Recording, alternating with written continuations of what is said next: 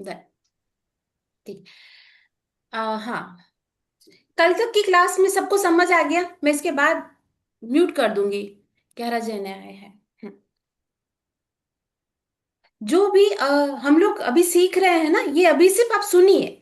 सुनने के बाद जब आप पेशेंट से क्रॉस क्वेश्चन करोगे ना, तो खुद वो पेशेंट मुंह से बोलेगा ना, तब आपको लगेगा कि मैडम ने बड़ी चीजें छोटी छोटी बताई है। जैसे हम लोग, मैं फर्स्ट वाला क्लास में बोली थी, स्टूल को लेके लोगों का ये है। मेरे पास जब मैं स्टार्टिंग में थी तो मेरे पास बोलते थे नॉर्मल है। मैं क्या कहती हूँ, नॉर्मल कुछ नहीं है। आपका स्टूल अगर एक एक सा पेशेंट थे, मुंबई से आए थे, महाराष्ट्र से, प्लस एज के थे। उन्होंने कहा कि मुझे घुटने में दर्द है। सुनिएगा, मैंने घुटने में उनके हाथ रख के पूछा दर्द कहाँ है, तो बाहर की तरफ, घुटने का जो हिस्सा होता है बाहर की तरफ उनको दर्द था। ठीक है, मेरे हिसाब से वो लीवर के पेशेंट थे। वहां पे मेरिडियन होती है, वो आगे चल के मैं इस टॉपिक पे क्लियर करूंगी, आज शायद वो हो जाएगी क्लियर। तो फर्स्ट डे उन्होंने मुझसे बड़ा रूडली बात किया था, क्योंकि एज थी, और लीवर का पेशेंट कैसे बात करता है, इरिटेट होके। तो मुझे पता था, वो मुझे धमकी दे रहे थे कि अगर तुम मेरा ट्रीटमेंट अच्छा नहीं करोगी तो मैं तुम पे केस करूंगा। मैं कहा ओके चलेगा, क्योंकि वो कोई आर्मी से थे, रिटायर्ड थे, पता नहीं ऐसा ही कुछ था उनका। मैंने जब लीवर का ट्रीटमेंट देना स्टार्ट किया, फर्स्ट डे सेकंड डे, उन्होंने सेकंड डे मुझे क्या बोला, मैंने फर्स्ट डे उनसे पूछा कि आपका स्टूल कैसा है, तो वो बोले नॉर्मल है। थर्ड डे जब ट्रीटमेंट स्टार्ट हुआ था, स्टार्ट होने के टाइम पे वो मुझे बोलते हैं कि मेरा जो स्टूल था छोटा छोटा था, अभी खुल के आता है। तो जो फर्स्ट डे मुझे बोल रहे थे कि मेरा स्टूल नॉर्मल है, मैं ज्यादा क्रॉस क्वेश्चन नहीं कर पाई, पर मुझे समझ सी कि ये पेशेंट लीवर का है। आया समझ में? तो इस तरीके से जब हम लोग क्लियर डायग्नोज करते हैं, लोगों का ध्यान नहीं जाता कि अगर स्टूल में बदबू है बहुत ज्यादा, तो ये क्या सिम्टम्स बताता है। अगर वो ऐसा है कि स्प्लिट होके पूरा कमोड भर जाता है, तो यहाँ पे क्या है, ये विंड एलिमेंट है या वाटर एलिमेंट है, जिनको बार बार रूट कॉज से अगर समझे, कभी अल्टरनेट डेज पे कॉन्स्टिपेशन रहती है, कभी लूज मोशन रहते हैं, ये सारी चीजें इस वाली चीज से आपको क्लियर हो जाएगी। आज तक अभी तक सिर्फ हम लोग डायग्नोज करेंगे। अब इन सब का करना क्या है, बॉडी पे कैसे अप्लाई करना है, कैसे पता करना है कि उनको प्रॉब्लम कैसी है, ये तो समझ आ जाएगा। ट्रीटमेंट क्या देना है। जो कल वाला टॉपिक थोड़ा लेंदी रहेगा, और शायद मैं कल 6:30 बजे से स्टार्ट कर दूं। ठीक है, कल अपनी फीमेल्स अपना सब कुछ काम निपटा के बैठ जाना, क्योंकि टॉपिक मैं आधे में छोड़ के नहीं जाऊंगी। 1 पॉइंट ट्रीटमेंट का जो सॉल्यूशन है, 3 पॉइंट का सॉल्यूशन है, या आपकी जो मास्टरी है कि अगर ये एलिमेंट यहाँ पे, अगर पेशेंट का एक एलिमेंट है डिस्टर्ब है अभी, इंस्टेंट आपको एक दिन में रिजल्ट देना है, तो वो कैसे देना। ठीक है, आगे समझ में? चलिए आगे बढ़ू। अभी 6 मिनट और है, वेट करते हैं। अभी किसी को सवाल है आप लोगों में से?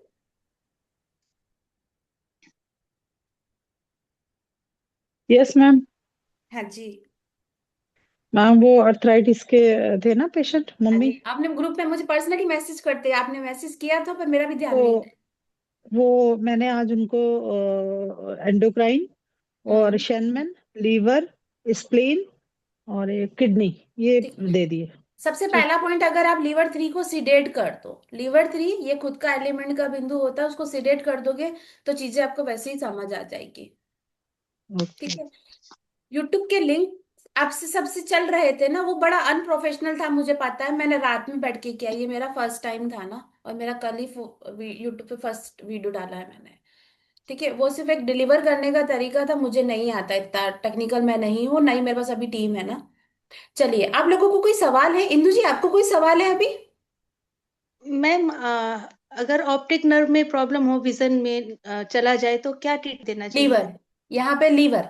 दूसरा अच्छा। चीज, एक चीज समझिए, हमारा स्पाइन जो होता है ना, वो हाँ हमारे जी। ऑप्टिक नर्व को भी देखता है। मैं स्पाइन का एक चार्ट जब मैं शो करूंगी ना, हाँ तो जी। आप एक चीज याद रखिए, हमारे ब्रेन को सिग्नल पहुंचाने के लिए हेल्प कौन करता है? अगर मैं भी आपसे बात कर रही हूँ तो वाया हाँ जी। नेटवर्क के, तो मेरे, हाँ जी। अगर हाँ मैंने जी। जैसे कहा था कि अगर मुझे यहाँ चोट लगी है, तो ये सिग्नल कौन देता है? हमारे नर्व से स्पाइन। लेके स्पाइन से। हाँ जी। ठीक हाँ है, जी। अगर हमारे 5 सेंस में कोई प्रॉब्लम है, फाइव हाँ सेंस जी। में कोई प्रॉब्लम है, तो हम लोग साथ में स्पाइन को पूरा ट्रीटमेंट देते हैं। एज ए ठीक है थेरेपिस्ट मैम। मैं खुद क्या करती हूँ मैं आपको बताती हूँ। मेरे पास हाँ इतना जी। समय नहीं होता कि मैं बैठ के अपने लिए इंडिविजुअल ट्रीटमेंट लूँ। मैंने हाँ पहले जी। भी बोला था, मैं खुद को डायग्नोस नहीं करना पसंद करती, फिर लगता है यार ये भी हम्म। सिम्टम्स है मेरे अंदर, कभी मूड ये भी हो गया। हाँ हम जी। क्या करते हैं, टेंस मशीन है, मेरे घर पे आंटी आते हैं, मैं बैक में वो पूरा टेंस मशीन लगा देती हूँ। बहुत ठीक है। अच्छे रिजल्ट मिलते हैं, बहुत अच्छे। क्यों? जैसे ही आपका स्पाइन का जो जोन अच्छा होता जाएगा, हाँ स्पाइन जी, में हाँ। जितनी भी नर्व है, जितने भी सिग्नल पहुंचाने के लिए ब्रेन को चाहिए होता है, वो सब प्रॉपर होता है। तो आपका इंटरनल ऑर्गन ऑटोमेटिक ठीक होना स्टार्ट हो जाता है। हम जब भी किसी पेशेंट को फिजिकली लेते हैं ना, तो हम पहले दिन उसके साथ ज्यादा कुछ नहीं करते हैं। हमारे पास मैजिक मसाजर, वो मसाजर होता है, पूरा बैक पे करते हैं। हाँ जी। ठीक है। ठीक है, ऑप्टिक नर्व का समझ आ गया। अभी आपको और भी चीजें क्लियर हो जाएगी। ऑप्टिक नर्व देखो, लीवर जो होती है वो धीरे धीरे आंखों की ऊर्जा को कम करती है। अगर हाँ जी, यही चीजें सडन चली गई, किसी की आंख, हाँ जी, हाँ किसी जी, सडन लॉस। किसी को सूंघने में नहीं आया, ये चीजें सडन, तो आप सिर्फ और सिर्फ ब्रेन स्पाइनल कॉर्ड पे काम करेंगे तो आपको चीजें बहुत अच्छी मिलेगी। दूसरा, एक और ठीक चीज है। मैं यहाँ पे एग्जांपल के तौर पे समझाती हूँ कि अगर किसी पेशेंट को बड़ी एज में है, छोटे बच्चे की तो छोड़ो, अभी बात नहीं करते, 7 7 8 साल के बच्चों को बेड वेटिंग की प्रॉब्लम होती है, या हाँ यूरिन जी, बिस्तर में कर देने की। ठीक हाँ है। जी। अगर एक प्लस एज का आदमी करता है, तो आप क्या समझते हो, ऐसे लगे। क्या करोगे उसका? कुछ नहीं, जरूरत है। यूरिनरी ब्लैडर क्या करता है, जब यूरिनरी ब्लैडर में पानी आता है या यूरिन आता है, तो ब्रेन को सिग्नल मिलता है कि अभी आपका ब्लैडर फुल है, जाइए यूरिन पास कीजिए। हाँ जी, जस्ट वहां पे ये ब्रेक डाउन हो जाता है। कुछ तामझाम करने की जरूरत नहीं है। यूरिनरी ब्लैडर का जो हमारा पूरा जो जोन होता है स्पाइनल, नीचे जहां से वर्टिब्रास कनेक्ट होती है, वहां हाँ पे जी। हैवी टेंस दीजिए। टेंस भी लास्ट में अगर मुझे टाइम मिलेगा तो मैं बताऊंगी। हैवी टेंस दे दिए, आप देखोगे कि 2 दिन में पेशेंट के ब्रेन में सिग्नल जाना स्टार्ट हो जाएगा। तो थोड़ा इस- बहुत बचा हुआ कोई ये। यूरिनरी ब्लैडर का कोई प्रॉब्लम नहीं है। वो यूरिन इकट्ठा करके लेके आता है, ब्रेन को सिग्नल नहीं जा रहा कि इसको यूरिन पास करना है। तो समझ में? हाँ जी मैम। ठीक है। तो मैम हमारे अगर विजन जितने भी लॉस ट्रीटमेंट जी, मैम अगर सडन लॉस विजन लॉस हो जाए तो रिकवर हो जाएगा? सडन लॉस रीजन क्या हुआ? अगर सडन पैरालिसिस के विजन पेशेंट लॉस, हाँ हैं, जी। Diabetes diabetes patient. Diabetes, diabetes तो पहले से थी, उस वक्त उनकी विजन डाउन जा रही थी, या किसी नहीं हाइट पे मैम। जाने की वजह से उनकी विजन गई है? हाँ जी, हाँ जी। पिट है, गई है मैम। हाँ जी। है ना? तो आप अभी क्या करें, उनके स्पाइन का ये वाला जोन बहुत मैम अच्छे से, आपका वीडियो, हाँ जी। हाँ जी ठीक, मैम। हाँ, सडन लॉस के लिए, हालांकि थोड़ा सा अलग जाती हूँ, मैं बता दूं आपको।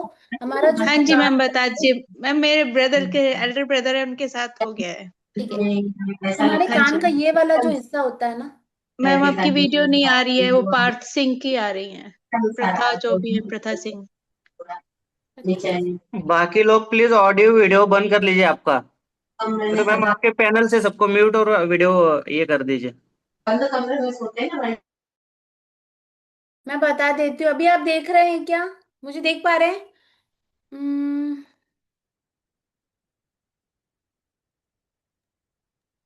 दिख रहे हो मैम? हाँ जी मैम, रहे थे। या तो मैं, चलिए हाँ मैं जी मैम, आपको दिख रहे।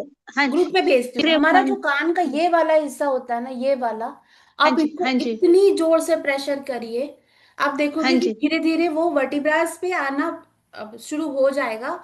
और यहाँ पे हमारे ब्रेन लोब होता है। सडन कोई चीजें अगर जाती हैं, तो हम लोग ये कहते हाँ हैं कि जी, हमारे ब्रेन में जो लोब होते हैं, 4 लोब होते हैं, उसमें हाँ एक में जी, क्लॉट आ जाता है। हाँ जी। एक होता है हमारे बिहेवियर को बताता है, एक हमारे विजन, और दूसरा होता है हमारा लिसन और स्पीच को बोलता है। ठीक है। तीसरा और चौथा यस जो मैम। होता है वो हमारी मेमोरी को रिप्रेजेंट करता है। मैं क्लास के बाद वो भी बता दूंगी, एक सेकंड दीजिए मुझे। हाँ जी, हाँ जी, चलिए, अब मैं टॉपिक पे आ जाऊं। सब आ गए हो? हाँ जी मैम। अभी तो 12 जने आए हैं, चलिए स्टार्ट करते हैं। देखो, ऑर्गन क्लॉक, हम लोग ऑर्गन क्लॉक से डायग्नोज कैसे करते हैं? सबसे सुबह का टाइम अगर हम लोग स्टार्टिंग करते हैं, सुबह से 3 बजे से 5 बजे का समय। ठीक है, 3 से 5 का समय, ये किसका होता है? लंग्स। लंग्स का। लंग्स। लंग्स इस वक्त मैक्सिमम एनर्जी रखता है। अब हम लोग डायग्नोस में इसको कैसे यूज करते हैं? हम लोग सवाल करते हैं। देखो, लंग्स के लिए कल मैंने जितना बताया वो सिम्टम्स इनफ है। इसके बाद आपको उनसे पूछना है कि क्या आपकी सुबह 3 से 5 बजे आंख खुलती है? ठीक है। अगर वो कहते हैं कि हाँ, नॉर्मली अगर एक बार आंख खुल गई, फिर पूछते हैं कि क्या 3 से 5 बजे आप वापस से सो पाते हैं? कुछ पेशेंट होते हैं, जैसे लंग्स का प्रॉब्लम अभी मैक्सिमम लोगों में देखने को मिलता है, कारण हम लोग बाहर जाके ब्रीथ नहीं करते। मेरा खुद का लाइफस्टाइल ऐसा है, पूरा दिन घर में रहते हैं। पहले ऑफिस जाती थी तो पूरा दिन कांच में रहते थे। अभी एसी वगैरह का रहता है, ठंड है तो दरवाजे खिड़कियां बंद करके, तो जो प्रॉपर जो हम लोगों को नेचुरल जो ब्रीथ करनी चाहिए हम लोग वो नहीं करते हैं। हम लोग क्या करते हैं? आर्टिफिशियल, है ना। अब हमारा ऋषि मुनि के टाइम पे आपको पता है कि 3 बजे उठना, 5 बजे उठना हम लोगों के कहते हैं ना ब्रह्म मुहूर्त में उठना, सुबह का समय इसलिए अच्छा माना जाता है। जैसे ही आपका लंग्स अगर अच्छा है तो उसके बाद वाला सारा सिस्टम ऑटोमेटिक ठीक हो जाएगा। जोनल अगर आप समझो, जोनल मतलब कि अगर आप समझो कि हमारा जो लंग्स का एरिया होता है वो आपकी बॉडी में इम्यून सिस्टम को अच्छा करता है। ऐसा पर्सन जो प्रॉब्लम या सीजन आने पे बार बार बीमार नहीं हो रहा, ठीक है। अगर कोई बच्चा है, सीजन आने पे बीमार हो गया, फिर थोड़ा सा उसको ठीक किया आपने, फिर बीमार हो गया, तो आप समझोगे कि उसका इम्यून लेवल कितना डाउन जाएगा। फिर तो उसको हर एक छोटी चीज, एलर्जी का होना, खान पान से जब भी उसको कोई प्रॉब्लम होगी तो पहले उसको इम्पैक्ट करेगी।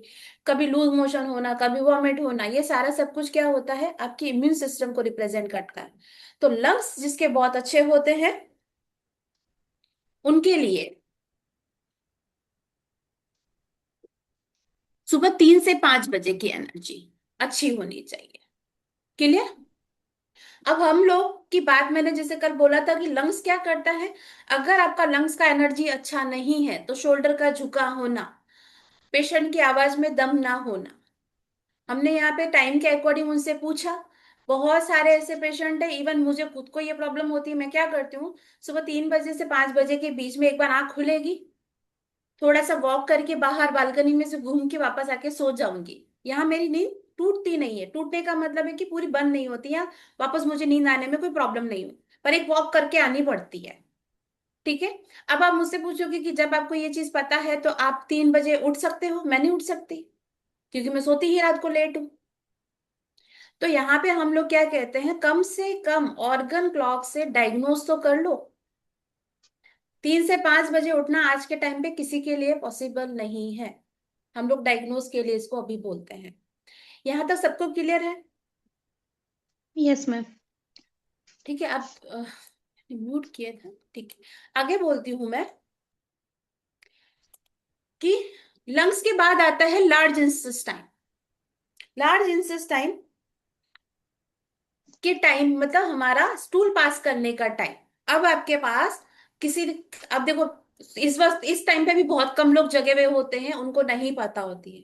यहाँ पे सिंपल सा फंडा है। अगर आपको ये पता है कि पेशेंट कॉन्स्टिपेशन की बात कर रहा है ना, अगर लूज मोशन होंगे, या कहते हैं अर्ली मॉर्निंग कुक, ऐसा ही कुछ वर्ड है, कुक कुक करके है, कि सुबह में आपको मुर्गे के जैसे बांग लगता है, आपको स्टूल पास करना है, तो ये लार्ज इंटेस्टाइन के पेशेंट होते हैं, पर इनके स्प्लीन कम होता है या स्प्लीन डिस्टर्ब होता है, इनको होल्ड करने की प्रॉब्लम होती है।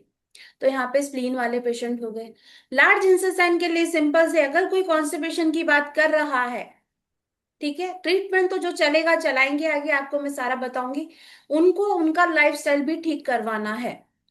जब हम लोग ट्रीटमेंट देते हैं, कुछ भी दे रहे हो आप, किसी भी मेथड में हो, चाहे आप एक्यूप्रेशर में हो, सुजोक में हो, चाहे ऑरिकुलर में हो, 7 दिन तक जब आप उनको ट्रीटमेंट करते हो तो साथ में कोई रेमेडी भी करवाओ।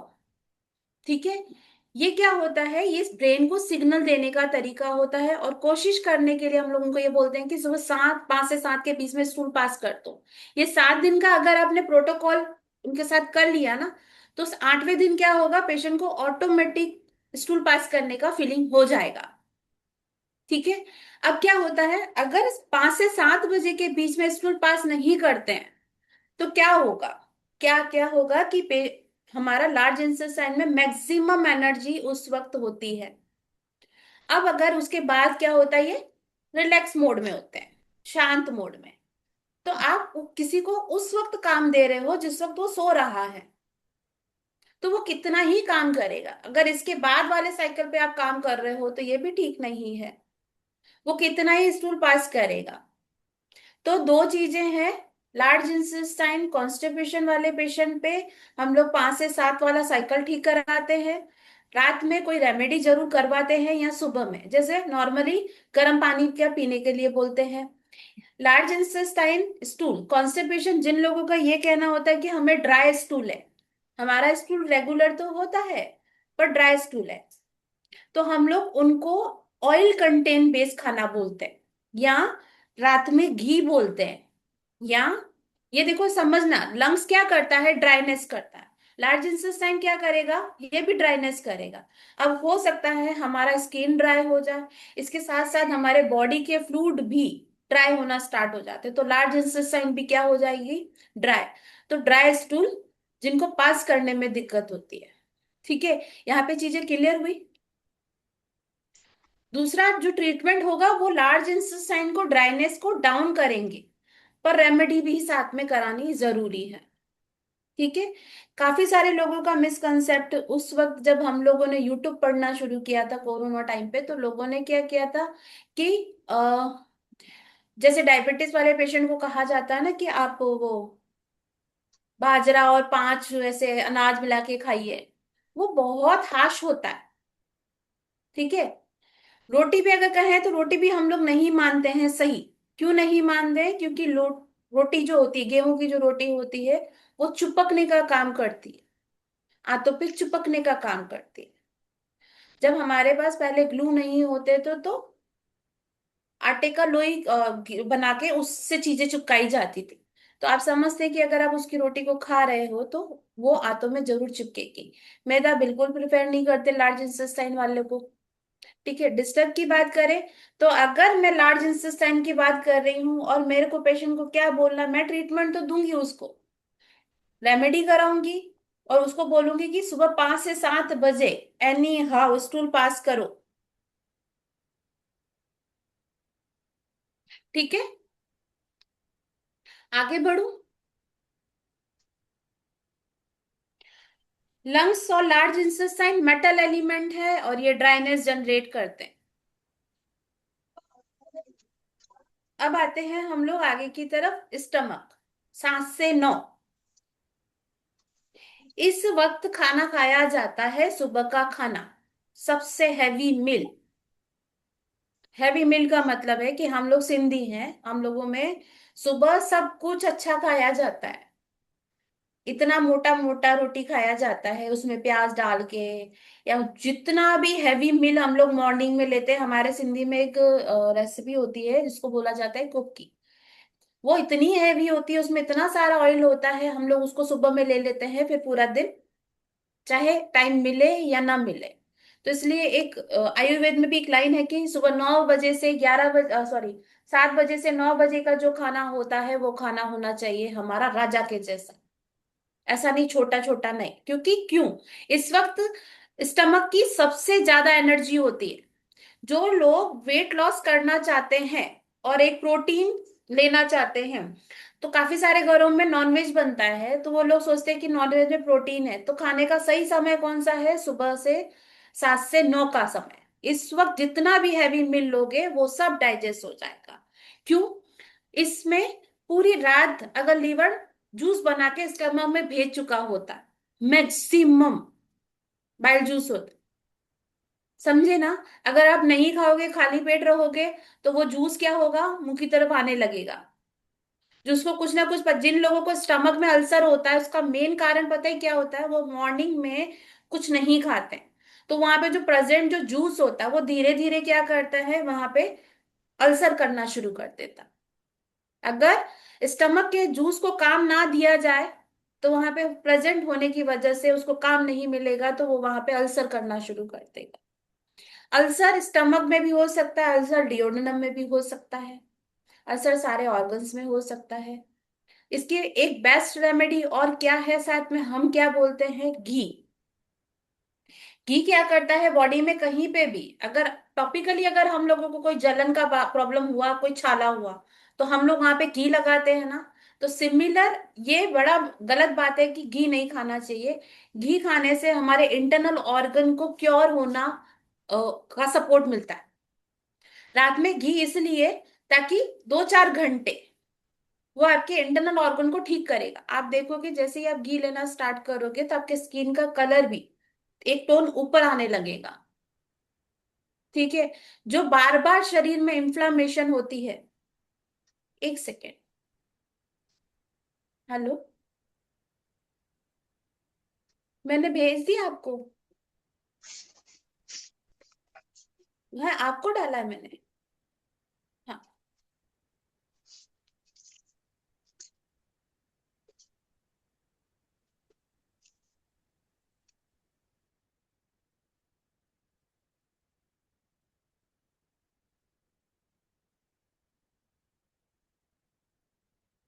सॉरी। स्टमक तक समझ आ गया?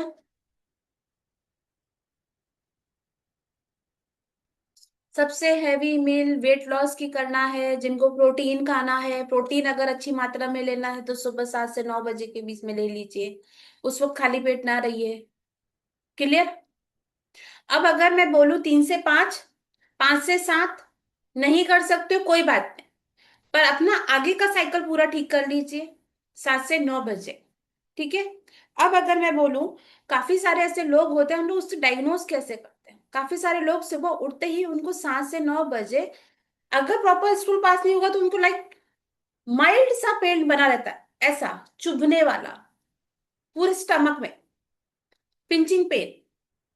जो लोग ऐसा कहते हैं कि हमें सुबह उठते ही बहुत पेट में दर्द होता है, अब ऐसा भी दर्द ना होना कि बर्दाश्त नहीं हो रहा, और ऐसा भी नहीं है कि उसको भूला जा सके। तो सुबह में जिन लोगों को स्टमक का प्रॉब्लम होता है उन लोगों को मॉर्निंग में स्टमक में पेन होता है। दूसरा चीज, अगर ऊर्जा की बात करें तो जिन लोगों से एक सवाल करते हैं कि आपको खाना खाने के बाद अच्छा लगता है या खाना खाने से पहले? ठीक है। जिन्होंने कहा है कि खाना खाने के बाद अच्छा लगता है, मतलब कि स्टमक को ऊर्जा की कमी मिल रही है, आपने उसको उसका खाना दे दिया, उसका पोषण दे दिया तो उसको अच्छा लगेगा। जैसे ही खाना नीचे की तरफ जाना शुरू कर देगा तो उसको वापस से खराब लगने लगेगा। तो जो लोग ऐसा कहते हैं कि मुझे इतनी भयंकर ऐसा लगता है कि कुछ खा लूं फिर थोड़ी देर के बाद वापस वही सीन होता है, तो ये स्टमक के पेशेंट हैं। क्लियर? स्टमक में डायग्नोस का यही एक तरीका है। और अगर हेल्दी लाइफ चाहते हैं तो सुबह 7 से 9 के बाद वाला साइकिल कम से कम ठीक करवा लीजिए पेशेंट का। डाइट का और साइकिल का बहुत बड़ा रोल है। जब आप ट्रीटमेंट करने जाओगे ना, मान लो कि अगर आपके पास कोई वेट लॉस के लिए आ रहा है ना, आपने उसकी ये तो नहीं कहना है कि ट्रीटमेंट तो मैं कर दूंगी आप बिल्कुल दुबले पतले हो जाओ। क्यों? क्योंकि ऑल्टरनेटिव विदाउट मेडिसिन के होता है। आप ऊपर से काम कर रहे हो और पेशेंट कुछ भी खा रहा है, ये भी ठीक नहीं है, है ना। हम यहाँ से उसके इंटरनल बॉडी से कचरा निकाल रहे हैं, वो फिर से भरे जा रहा है, तो कोई रिजल्ट नहीं आएगा। ठीक है। अब डाइट की बात नहीं है, वजन क्यों लेके, मैं क्लियर बोल देती हूँ, फिर क्रॉस क्वेश्चन मत करना। वजन बढ़ने के खूब सारे कॉजेज होते हैं, यहाँ पे सिर्फ एक कॉन्सेप्ट है खान पान को लेकर। आपका खान पान भी अच्छा होना चाहिए, बैलेंस्ड होना चाहिए, सब कुछ खाओ। ठीक है। अगर हैवी खाना खाना है तो सुबह 7 से 9 बजे के बीच में खा लो। यहाँ तक सबको क्लियर है? डायग्नोज का पार्ट समझ आ गया? जिन्होंने कहा कि अगर मुझे खाना खाने से अच्छा लगता है, किसी ने कहा नहीं खाना खाने के बाद मुझे भारीपन फील होता है, तो ये सिर्फ स्टमक का पेशेंट है। नेक्स्ट पढ़ती हूँ, 7 से 9 से 11 का समय। अभी के टाइम पे सब लोगों को ये प्रॉब्लम है, मेल हो चाहे फीमेल हो, मॉर्निंग सिकनेस जिसको कहा जाता है। मेल पेशेंट को अगर छोड़ दिया जाए, हम पूछते हैं, क्रॉस क्वेश्चन करते हैं कि अगर आपको छुट्टी है, आपको कोई काम ना बोला जाए, तो आपको 9 से 11 कैसी एनर्जी मिलती है? कल वाली क्लास में भी मैंने यही कहा था कि फीमेल के अंदर स्प्लीन का बहुत बड़ा रोल होता है। और आप देख लेना, जो फीमेल 5 बजे उठ रही है, 6 बजे उठ रही है, 7 बजे उठ रही है, वो 7 से 9 के बीच में एक छोटा सा ब्रेक जरूर लेंगी। या थकी थकी रहेंगी, या जिन फीमेल का या जिन लोगों का ये कहना है कि रात में तो हमें नींद का तो खैर पता नहीं है, पर सुबह 9 से 11 बजे अपने आप को फिट नहीं फील करते, थकान महसूस होती है। अब स्प्लीन की बात करें तो स्प्लीन के लिए बाकी सारे सिम्टम्स भी आप ले लीजिएगा, खुद को कंफर्म कर लीजिएगा ये स्प्लीन वाले पेशेंट है। अब आते हैं यहाँ पे डाइट की बात करते हैं। 7 से 9 बजे और 9 से 11, ये टाइम दोनों हमारे डाइट को लेके बहुत अच्छा रोल प्ले करते हैं। आप लोगों को पता है स्प्लीन वाले पेशेंट जब भी होते हैं मेरे पास, मैं उनको एक चीज कहती हूँ कि अगर आपका हीमोग्लोबिन डाउन है, कम है, या ब्लड से रिलेटेड कोई भी प्रॉब्लम है, ठीक है, तो उन लोगों के पास एक कॉन्सेप्ट होता है कि हम लोगों को चुकंदर खा लेंगे, अनार का जूस पी लेंगे। वो कब पीना है? वो कब पीना है? वो सुबह 9 से 11 के बीच में। क्यों? क्योंकि इस वक्त स्प्लीन की सबसे बेस्ट एनर्जी होती है। उसके बाद वाले समय पे अगर आप पीते हो, एक सोए हुए ऑर्गन को काम देते हो, तो वो क्या करेगा? स्प्लीन कफ जमाव शुरू कर देगा। मैंने आपको कल भी बताया था, स्प्लीन अगर अपने आप में बिगड़ गया, वो बाहर से नहीं बिगड़ा तो भी चलेगा, वो अंदर से ही अपनी बॉडी में कफ जमा करना शुरू कर देगा। और वो कफ ऐसा कफ होगा जो मोटापे में कन्वर्ट होगा, फैट में कन्वर्ट होगा। अगर आप फीमेल का बॉडी देखोगे, ये थोड़ा सा मैं ट्रैक से बाहर जा रही हूँ, फीमेल का बॉडी देखोगे, मैक्सिमम जो एक बच्चा पैदा कर लेंगी, उसके बाद उनका बॉडी कैसा रहेगा? हाथ पांव पतले, और पेट का एरिया बाहर निकलना शुरू हो जाएगा। ये स्प्लीन वाली पेशेंट है। यहाँ वजन की बात करें तो आपको स्प्लीन का ट्रीटमेंट स्टार्ट करोगे तो आप देखोगे कि धीरे धीरे धीरे उनकी बॉडी में जो कफ जमा हुआ है, जो सेलुलेट के रूप में जमा होता है, जैसे होता है ना सेलुलेट, कैसा होता है? लाइक एक स्मूथ स्किन ना होना, ऐसा ऐसा करके कांटे जैसे महसूस होना, वो बलगम की कांटे होती है। यहाँ तक क्लियर है सबको? चैट पे आप थम्स अप कर लो तो मुझे ये थोड़ा सा।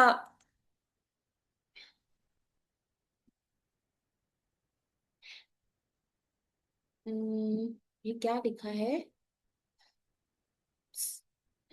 ये ना मैम, आप प्रैक्टिस कल कैसे करें बताएंगे प्लीज?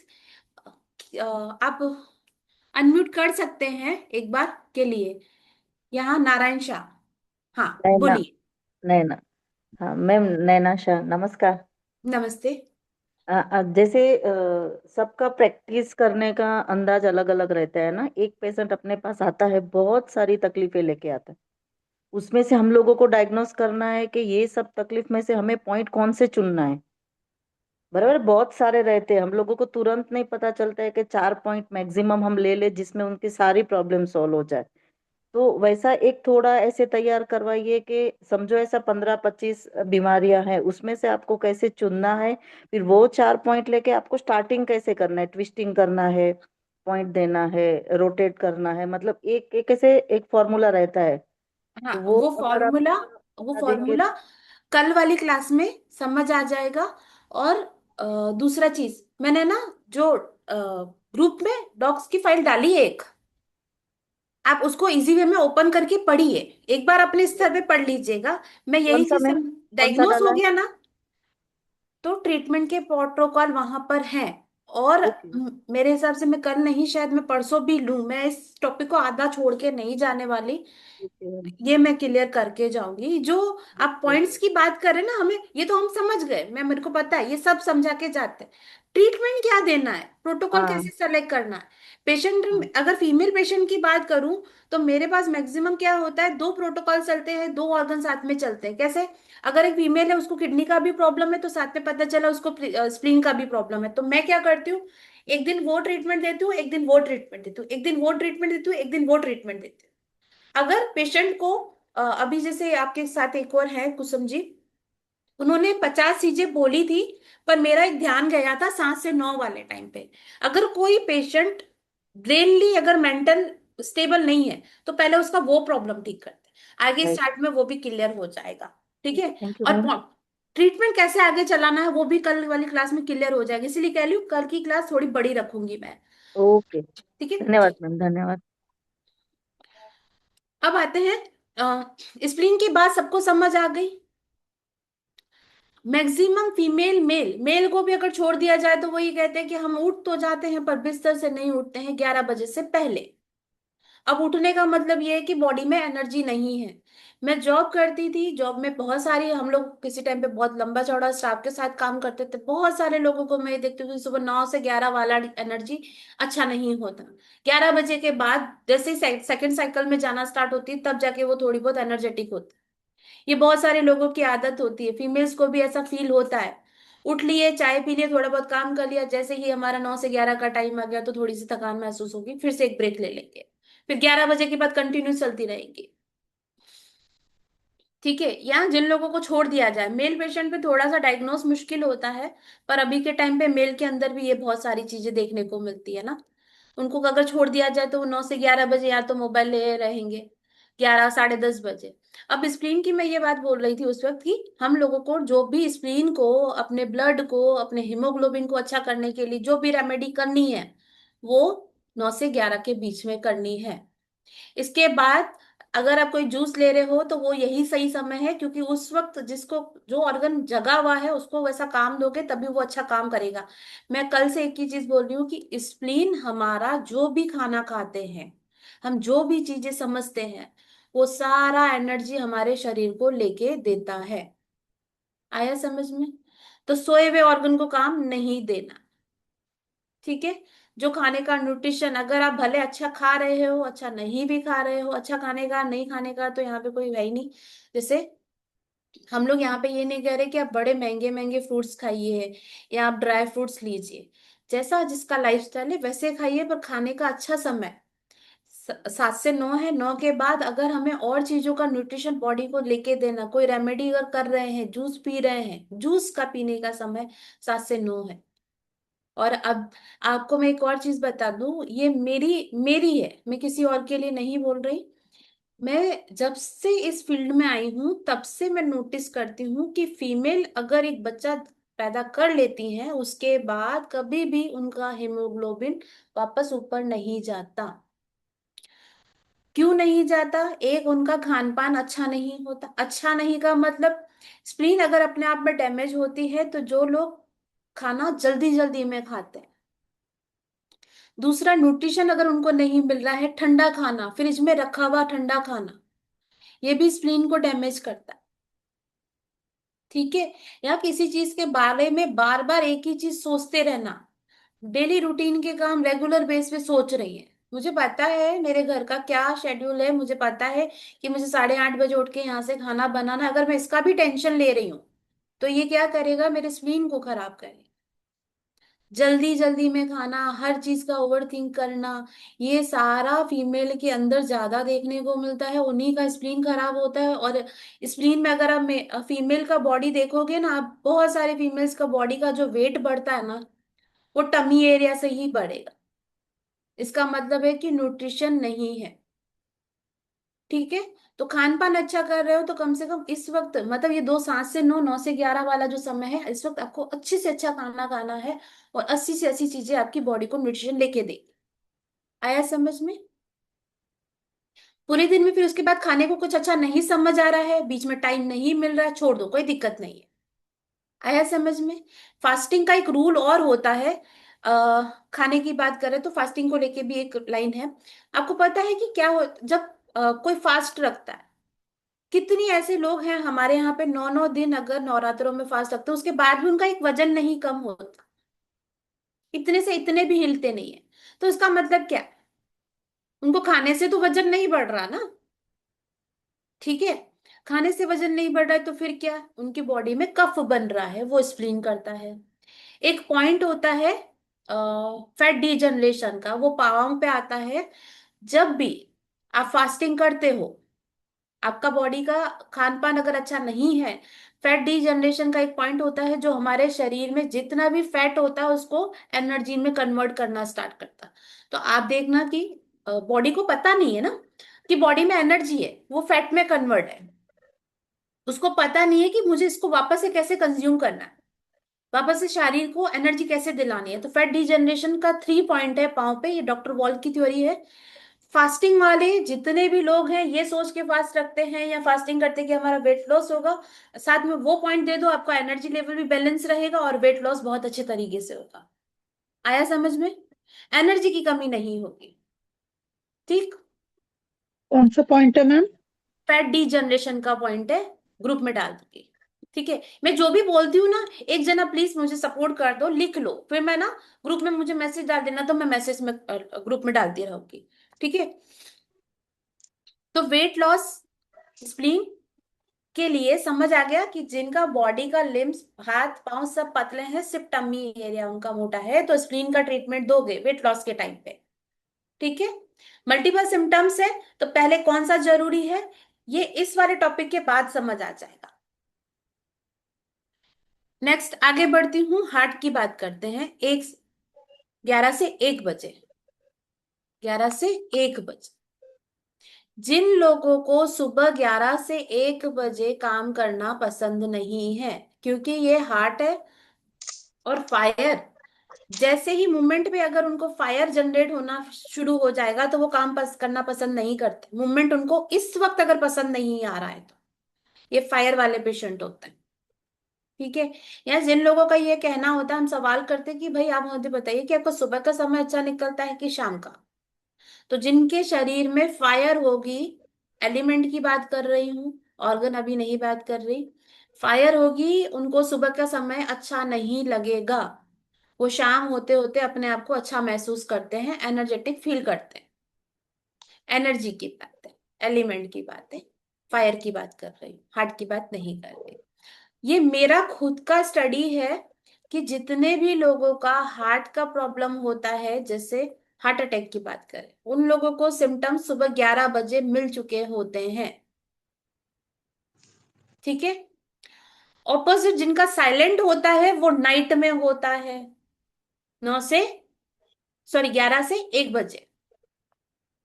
किसी ने ऐसा केस देखा है, चाहे हार्ट अटैक वाला या साइलेंट वाला? ठीक है।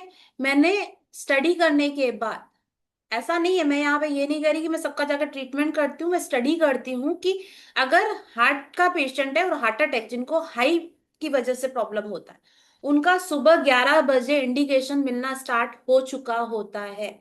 ऐसे पेशेंट जिनको हार्ट का प्रॉब्लम होता है उनका 11 से 1 बजे का समय सबसे वर्स्ट जाता है, मूवमेंट करना पसंद नहीं करेंगे। और साइलेंट अटैक के जितना भी आप देख लो नाइट में, आया समझ में? उनकी शुरुआत नाइट में हो चुकी होती है, पता नहीं चलता। ये दोनों ऑर्गन क्लॉक ऑपोजिट चलते हैं, सुबह 11 से 1 बजे और रात को 11 से 1 बजे। अब हम लोग यहाँ पे डायग्नोज कैसे करते हैं? देखो, हार्ट एक ऐसा ऑर्गन है कि मतलब इंडिकेट वो बहुत छोटे छोटे टाइम पे आपको देता रहेगा, रोज देता रहेगा।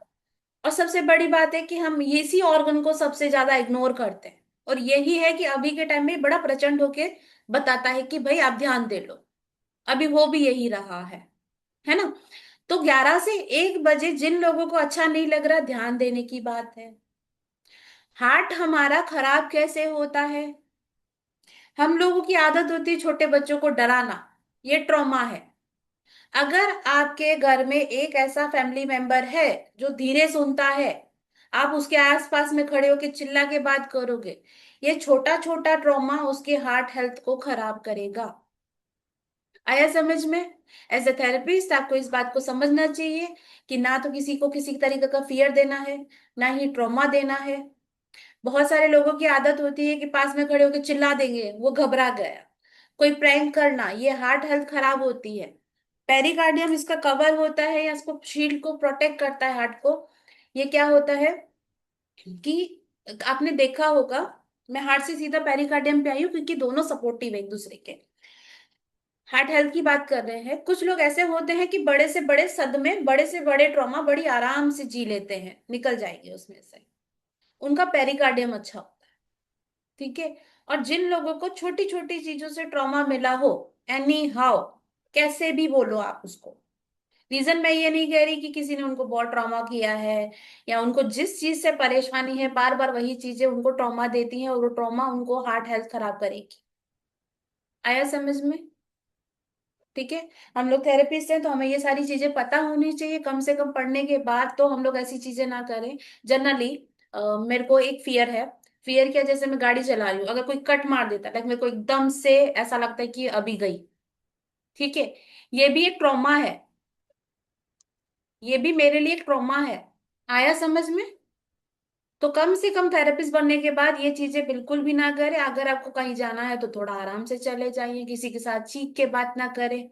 ये सिर्फ एनवायरनमेंट को अच्छा रखने के लिए नहीं, सामने वाले की हार्ट हेल्थ को खराब करने का बोल रही हूँ, कि कम से कम इस चीज को ध्यान रखिए। अब हार्ट हेल्थ की बात करें और पेरिकार्डियम, दोनों चीजों को समझना बहुत जरूरी है ना। हार्ट हेल्थ की बात कर रहे हैं तो इस चीज को यहाँ पे, हार्ट हेल्थ सुबह के टाइम और रात के समय। अब यहाँ पे हम लोग सवाल पूछते हैं कि क्या आपको सुबह का टाइम कैसे जाता है, तो वो कहते हैं नहीं अच्छा नहीं जाता। या जिनको सुबह का टाइम अच्छा लगता है, शाम का टाइम अच्छा नहीं लगता, तो उनकी बॉडी ठंडी हो चुकी होती है, फायर वहां पे कम मिलेगा। जिन लोगों की आदत है कि रात को नींद नहीं आती, ठीक है, जब तक 1 नहीं बज जाता, या सुबह के समय जिनकी आंख 11 बजे से पहले नहीं खुलती, ये भी हार्ट वाले पेशेंट हैं। आया समझ में? जो लोग ये कहते हैं कि हमें रात को नींद नहीं आती, कितनी बजे आती है फिर बताएं? लगभग ये समझ लो कि हो जाता है 12:30 1, तो ये हार्ट वाला पेशेंट है। दूसरे तरह का पेशेंट हार्ट वाला कैसे मिलेगा? वो ये कह रहा है कि मैं सो तो जाता हूँ, लेट सोता हूँ, पर सुबह मेरी आंख 11 बजे से पहले नहीं खुलती है। ये हार्ट वाला पेशेंट है। ठीक है, अब मैं पढ़ाने का ये मतलब ये है कि कम से कम उनका ये साइकिल ठीक करो। ठीक करने का मतलब है, डायग्नोज में तो हमने ले लिया पेशेंट का, अगर 11 से 1 बजे का नींद नहीं आएगा तो वो फिर बाद में लीवर का पेशेंट होने में टाइम नहीं लेगा। ऑर्गन क्लॉक क्या होता है, हमारा बॉडी का एक एनर्जी होता है, वो धीरे धीरे नीचे जाता जाएगा। आपका अगर एक साइकिल खराब हुआ, मान लीजिए कि आज मैं सुबह 10 मिनट लेट उठी, तो होता है ना कि हमारा टाइम धीरे धीरे, वो सब काम लेट होता चला जाएगा, सबका। तो ऑर्गन में सेम चीजें होती हैं, जैसे ही वो अपने काम सो गया उसके बाद वो काम धीरे धीरे होता जाएगा। ऐसा करते करते अगर 3 महीने किसी चीज को इग्नोर किया जाएगा, किसी भी एक सिम्टम्स को 3 महीने इग्नोर किया जाएगा, तो डेफिनेटली अगर हार्ट प्रॉब्लम है तो नीचे स्प्लीन में भी प्रॉब्लम करेगा। क्यों? क्योंकि हार्ट और स्प्लीन उसका बच्चा है। आप मेरी बात को रिलेट कर पा रहे हैं मैं क्या कहना चाह रही हूँ? ये जो मल्टीपल सिम्टम्स लेके जो पेशेंट आते हैं ना, आप अगर साइकिल के हिसाब से चलोगे ना तो आपको पता चलेगा कि पेशेंट स्प्लीन वाला भी मिल रहा है, इसके पीछे चक्कर पे चले गए तो हार्ट वाला भी पेशेंट है, इसके पीछे चले गए तो आपको पता चला कि वो लीवर वाला पेशेंट है। अब ये मल्टीपल सिम्टम्स है। मेरे कहने का मतलब है कि एक अगर बच्चा बीमार है तो उसकी माँ भी बीमार है, अगर उसकी माँ बीमार है तो उसकी दादी माँ भी बीमार मिलेगी, हो सकता है। ये मल्टीपल सिम्टम्स है। अब अगर यहाँ पे अभी जिन्होंने सवाल किया था उनका सवाल का जवाब दे देती हूँ। मुझे पता चला बेटा बीमार है, माँ बीमार है और दादी माँ बीमार है, तो मैं सबसे पहला काम किस पे करूंगी? दादी माँ पे। क्लियर? यस। तो ऑर्गन पीछे जाके देखूंगी, पहले चेक करूंगी, अगर हार्ट प्रॉब्लम है तो हार्ट को ट्रीटमेंट दे दूंगी। ये सिर्फ एक एक ही थ्योरी है। फिर मुझे पता चला कि अरे इसका तो पीछे अर्थ, सॉरी वुड एलिमेंट भी बीमार है, तो वहां पर भी जाके ट्रीटमेंट दूंगी। अगर मुझे और लगा पीछे जाने की जरूरत है, अरे इसके किडनी और यूरिन से रिलेटेड भी प्रॉब्लम मिल रही है, हेयर से रिलेटेड भी प्रॉब्लम मिली है, तो एक सर्कल पीछे जाऊंगी। अब पीछे जाने का मतलब है कि अगर ग्रैंड पेरेंट्स को जाके ठीक कर लोगे तो धीरे धीरे क्या होगी, ऊर्जा आगे आना शुरू हो जाएगी। आया समझ में? ये अभी इसके बाद वाली थ्योरी में समझ आ जाएगा। हार्ट का हेल्थ समझ आ गया, यस। कैसे डायग्नोस होता है। रात से 11 से 1 बजे जिनकी नींद डिस्टर्ब हो, और सुबह 11 से 1 बजे वो भी डिस्टर्ब मिल रहे हैं, ये दोनों हार्ट वाले पेशेंट होते हैं। देखो हम सवाल करते हैं ना तो उस वक्त ये जानने की कोशिश करते हैं। मैं यहाँ पे अगर 3 से 5 बजे का समय लंग्स का बोल रही हूँ, वापस से बोल रही हूँ, 3 से 5 बजे लंग्स का टाइम बोल रही हूँ, तो हो सकता है कि पेशेंट में सुबह के टाइम दिक्कत ना हो सकता है सुबह के टाइम उसको दिक्कत ना हो, तो इसके ऑपोजिट टाइम पे उसको दिक्कत मिलेगी। ठीक है, मैं अपनी बात बताती हूँ। मैंने अभी थोड़ी देर पहले बोला कि मुझे 3 बजे से 5 बजे एक बार आंख खुलती है, वॉक करके थोड़ा बाहर से ओके, और पानी पी के आके सो जाती हूँ। शाम में क्या होता है, 3 से 5 बजे बहुत एनर्जेटिक रखती हूँ, मेरा 9 से 11 वाला साइकिल बहुत अच्छा है। क्या होता है कि दिन के समय 3 से 5 बजे चाहे कितने भी बड़े काम पड़े हों, मैं लेटूंगी। जब नहीं लेटी तो मेरे को उबासी आने लगेगी, ऑक्सीजन की कमी बताता है। ठीक है, किसी भी तरह से ऑपोजिट साइकिल पे भी जाके देखोगे तो 3 से 5 बजे मुझे थोड़ा रेस्ट चाहिए बॉडी को, है ना। उबासी आने का मतलब ये होता है कि बॉडी ऑक्सीजन मांग रही है, बॉडी ब्रीथ करना चाहती है प्रॉपर तरीके से। क्लियर। अब अगर मैं अभी तो चलो मैं अभी ज्यादा टाइम घर पर ही रहती हूँ, तो मैं मेरे टाइम के हिसाब से काम कर लेती हूँ। अगर आप मुझसे पूछोगे मैडम अगर आप ठीक हो, आपको पता है, तो आप क्यों नहीं ठीक कर सकते? मैं नहीं कर सकती सुबह 3 से 5 बजे उठ के बाहर ब्रीथ। मैंने कल भी कहा था कि हम लोग अभी क्या हो रहे हैं, अपने आप को अपने लाइफस्टाइल के साथ एडजस्ट कर रहे हैं। मैं ना ऋषि मुनि हूं ना मैं कुछ हूं। 3 से 5 अगर मेरी बॉडी मांग रही है, मैं ट्रीटमेंट कर सकती हूँ, करती हूँ जब मुझे बहुत ज्यादा लगता है। अब अगर आप मुझे बोलोगे कि आप अपने आप को कैसे ठीक कर सकते हो, देखो हमारा जो लाइफस्टाइल है, मैं पूरा टाइम अगर कांच में रहती हूँ तो मेरे लिए प्रॉब्लम है। क्लास ले रही हूँ तो यहाँ पे दरवाजे मुझे बंद रखने पड़ते हैं। ठीक है, तो अब मैं क्या करूँ? कभी कभी तो, अभी तो चलो फिर भी क्लासेस मेरी कम होती हैं, जब यास्मीन जी मेरे साथ थी, मतलब मैं पूरा पूरा दिन क्लास में रहती थी। आपको दरवाजे के बगैर सब बंद करके रखना पड़ता है। आपको अगर अगर अभी मैं यहाँ पे बोलूँ कि मैं छत पे जाके सोऊंगी तो पॉसिबल ही नहीं है। ऑक्सीजन लेने के लिए भी तो टाइम होना चाहिए। ले ही हम लोग रहे हैं कि हम लोग एसी में बैठे हैं, हम लोग पंखों में बैठे हैं, क्या ऑक्सीजन हमारी बॉडी को मिलेगी? ठीक है। दूसरा, ऑक्सीजन की बात आ रही है तो लंग्स और लार्ज इंटेस्टाइन की एक लाइन और बोल देती हूँ कि जिन लोगों को ऑक्सीजन की अगर कमी होती है तो उनको खराटे भी बहुत जबरदस्त आते हैं। ऑक्सीजन जब कम होता है, ब्रेन में ऑक्सीजन नहीं जाता, तो उनको खराटे होते हैं। दूसरा, लार्ज इंटेस्टाइन स्किन को देखता है और लंग्स ऑक्सीजन लेवल को भी देखता है। तो जिन लोगों की स्किन का कलर धुएं जैसा हो, गोरा भी ना काला भी ना, धुएं के जैसा, स्मोकी, समझ गए? कुछ नहीं आपने उसकी बॉडी में देखा, आपको पता चल गया कि इसकी स्किन का कलर है धुएं जैसा, आपको उसको लंग्स का ट्रीटमेंट देना है, कहीं ना कहीं बॉडी में ऑक्सीजन की कमी है। आया समझ में? ठीक है। हम लोग अपनी लाइफ को एडजस्ट कर रहे हैं टाइम टेबल के अकॉर्डिंग। कोई भी अभी के टाइम पे ऐसा पर्सन नहीं है जो ऋषि मुनि है उसके अलावा। हम लोग यूनिवर्स में चल रहे हैं, हम अपना काम भी बहुत जरूरी होता है, खाना भी बनाना जरूरी होता है, क्लासेस भी लेना जरूरी होता है, प्रोफेशन को भी फॉलो करना जरूरी होता है। मेरा मन कर रहा है कि अभी मैं सो जाऊं। देखो एक चीज बताऊं, बॉडी को वरदान मिला हुआ है, कितना भी भयंकर आपका तबीयत खराब हो रहा है, फीवर हो रहा है, खांसी जुकाम हो रही है, आप कुछ मत करिए। मैं ही करी तामझाम करिए ही मत, सो जाइए, ऑटोमेटिक आप ठीक हो जाओगे। अब क्या हो रहा है, हमारे पास टाइम ही नहीं है। क्या मैं थेरेपिस्ट हूं, मुझे हेडेक नहीं होता? 101% होता है। मैंने कौन सी जड़ी बूटी यहाँ खाई रखी है? मैंने कौन सा संजीवनी बूटी खा रखी है? अब हम लोग क्या कर रहे हैं, एडजस्ट कर रहे हैं। ये मैं इसलिए बोल रही हूँ, काफी सारे लोग, एक हमारा स्टूडेंट है, मतलब फीमेल है। अब उसके आइडा सर्कल है, वो पढ़ाने आती है यूट्यूब पे। एक सेकेंड दीजिएगा ना। ठीक है। उसको कह रहे हैं मैडम आपके डार्क सर्कल है, आप पहले वो ठीक कीजिए। आपको क्या पता वो कैसा लाइफस्टाइल जी रही है, नहीं एडजस्ट कर पा रहा, नहीं उसका जा रहा है, क्यों नहीं जा रहा? वो चाहती ही नहीं है। आया समझ में? तो किसी को भी एज ए थेरेपिस्ट आप जज नहीं करोगे, ना ही कुछ बोलोगे। हमेशा याद रखना, अपने थेरेपिस्ट लोगों का, मैं एक बात बड़ा मुझे बहुत बुरा लगता, उनकी वैल्यू करिए।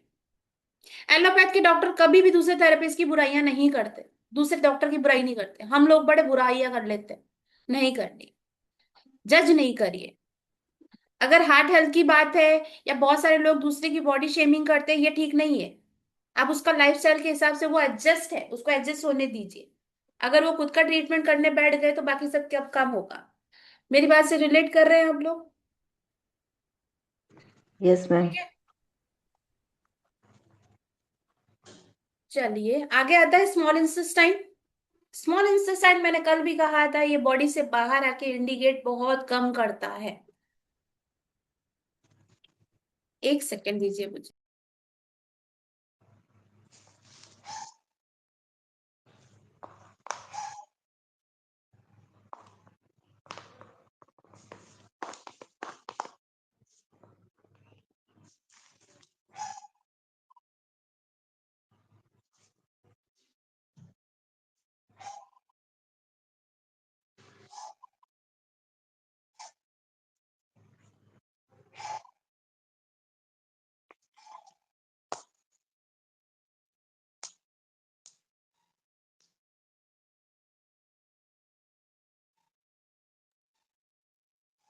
स्मॉल इंटेस्टाइन एक्सटर्नल तरीके से बीमार होती है, ये साइकिल में बहुत रेयर आती है। साइकिल में मतलब मैंने जैसे कहा अभी, हार्ट है, हार्ट के पीछे अगर वुड है, वुड के पीछे मतलब सॉरी, फायर के पीछे वुड है, वुड के पीछे अगर किडनी है। ठीक है, स्मॉल इंटेस्टाइन क्या करती है, हम लोग इसको एक्सटर्नल तरीके से बीमार करते हैं। ठंडा खाना, ठंडी चीजें बार बार खाना। हेलो, मेरी बात सुनो ना भैया, ऊपर भेज दो ना भाभी के।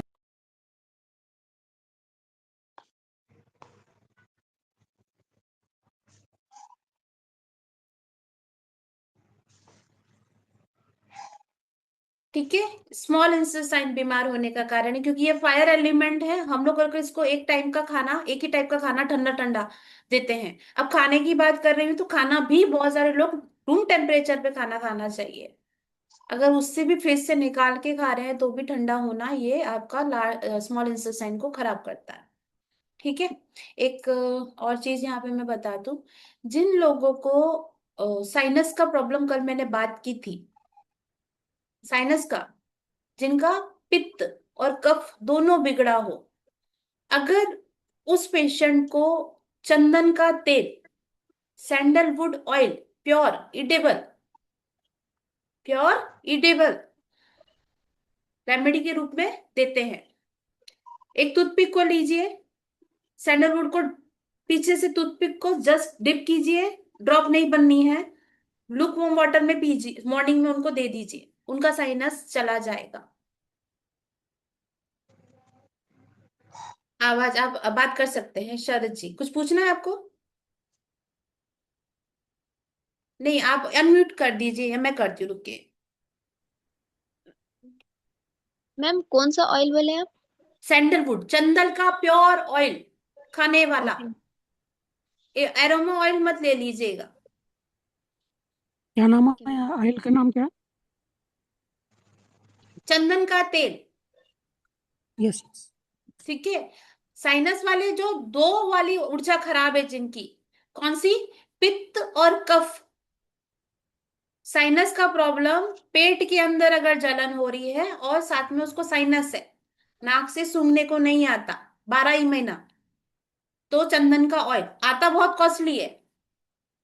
ठीक है, ये क्या करेगा, इंटरनल पित्त को डाउन करेगा। अब होना तो इसके लिए ट्रीटमेंट भी चाहिए, ट्रीटमेंट भी है, पर साथ में ये रेमेडी जब की जाती है ना तो बहुत अच्छे रिजल्ट आते हैं। ये मेरा टेस्ट किया हुआ, एक सेकेंड दीजिए मुझे।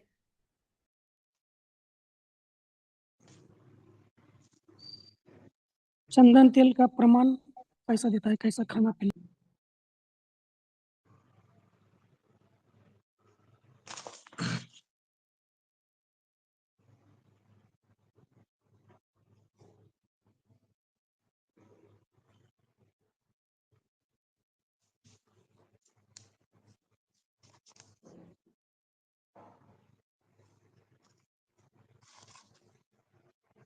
क्लासची सुरुवात कोणत्या ऑर्गनपासून झाली? आवाज नहीं आ रहा, क्या कह रहे हैं आप?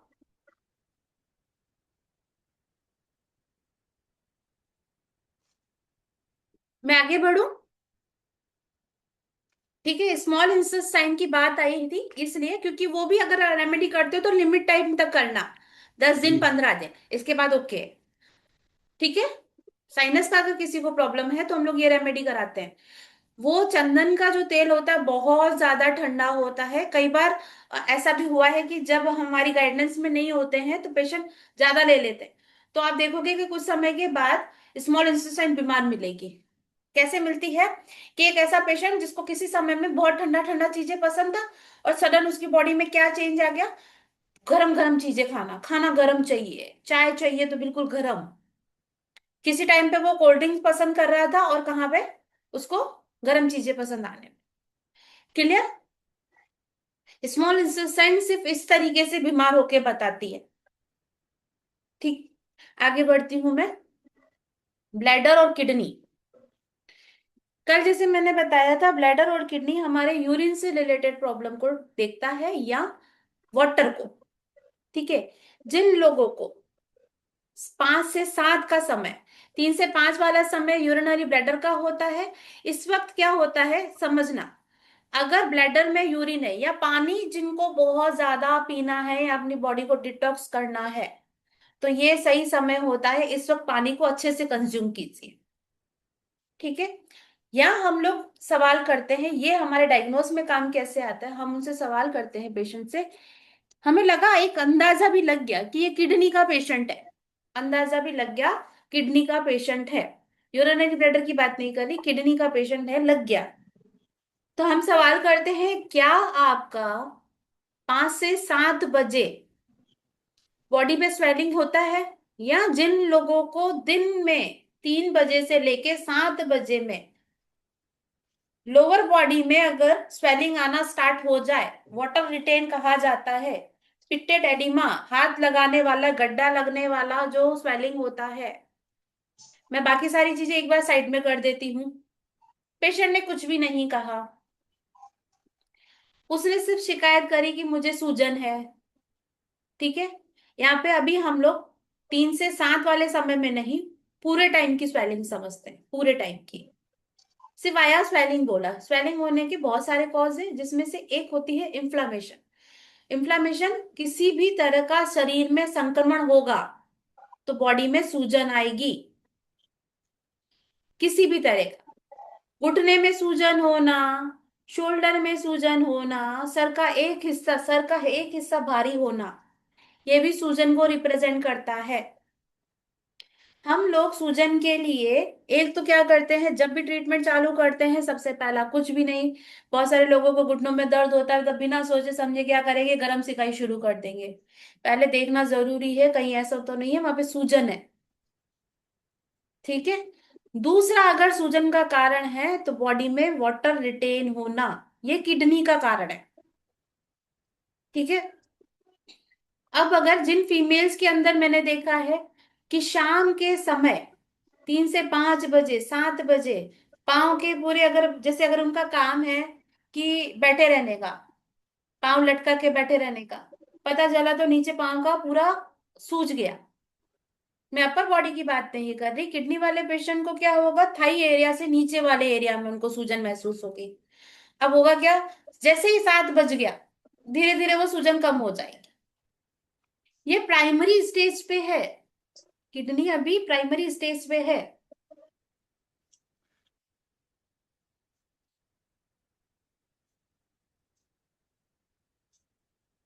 ठीक है, अगर जिसको अपनी बॉडी डिटॉक्स करनी है, सही समय है हमारा 3 से 5, पानी उस वक्त ज्यादा पिएंगे, बॉडी ऑटोमेटिक डिटॉक्स होगी। डिटॉक्स होने का मतलब काम लीवर करता है, पर जो पानी वाला डिटॉक्स होता है, जब भी कोई चीज को हम लोगों को अगर लूज मोशन होते हैं या वॉमिट होती है, बॉडी को एक्सटर्नल तरीके से ड्रिप चढ़ाई जाती है, वो क्या करती है, इन्फ्लामेशन को खत्म करने के लिए ड्रिप चढ़ाई जाती है। जितनी बार वो ड्रिप चढ़ती है, वैसा बॉडी में यूरिन बनना स्टार्ट होता है, और यूरिन पास करते करते बॉडी डिटॉक्स होना स्टार्ट हो जाती है, इन्फ्लामेशन के चांसेस कम हो जाते हैं या इन्फ्लामेशन कम हो जाती है। अब समझ आया, यूरिनरी ब्लैडर का 3 से 5 टोटली। अगर पानी से संबंधित अगर कोई प्रॉब्लम है, बॉडी में स्वेलिंग है, रिटेन हो रहा है पानी, तो हम लोग 3 से 5 बजे अच्छा खासा पानी पीजिए। इन्फ्लामेशन की प्रॉब्लम है, संक्रमण की प्रॉब्लम है, तब आप ये रेमेडी का ट्राई कीजिए। ट्रीटमेंट तो हम देते हैं, जिन लोगों को स्वेलिंग है और उन्होंने कहा कि हाँ बहुत ज्यादा रहती है, तब हम लोग इसका ट्रीटमेंट करते हैं, और टाइमिंग के हिसाब से हमें पता चल जाता है ना। बाकी सारे मैम, सिम्टम्स किडनी वाले हम लोग देखेंगे। अभी कोई बोला था क्या? जी मैम, जी मैं बोले। कुछ पूछ रही हूँ। मैं ऐसे पूछ रही हूँ, कभी किसी किसी पेशेंट को जैसे 3 बजे से बाद में वीकनेस फील होता है, बॉडी में जगह जगह पेन होता है, तो वो भी किडनी की वजह से है? वो किडनी की वजह से। जगह जगह पे स्वेलिंग होना पर म्यूट कर दो कुसुम। कुसुम। जगह जगह पे जगह स्वेलिंग जगह पे स्वेलिंग किसका है? किसका है? मैं।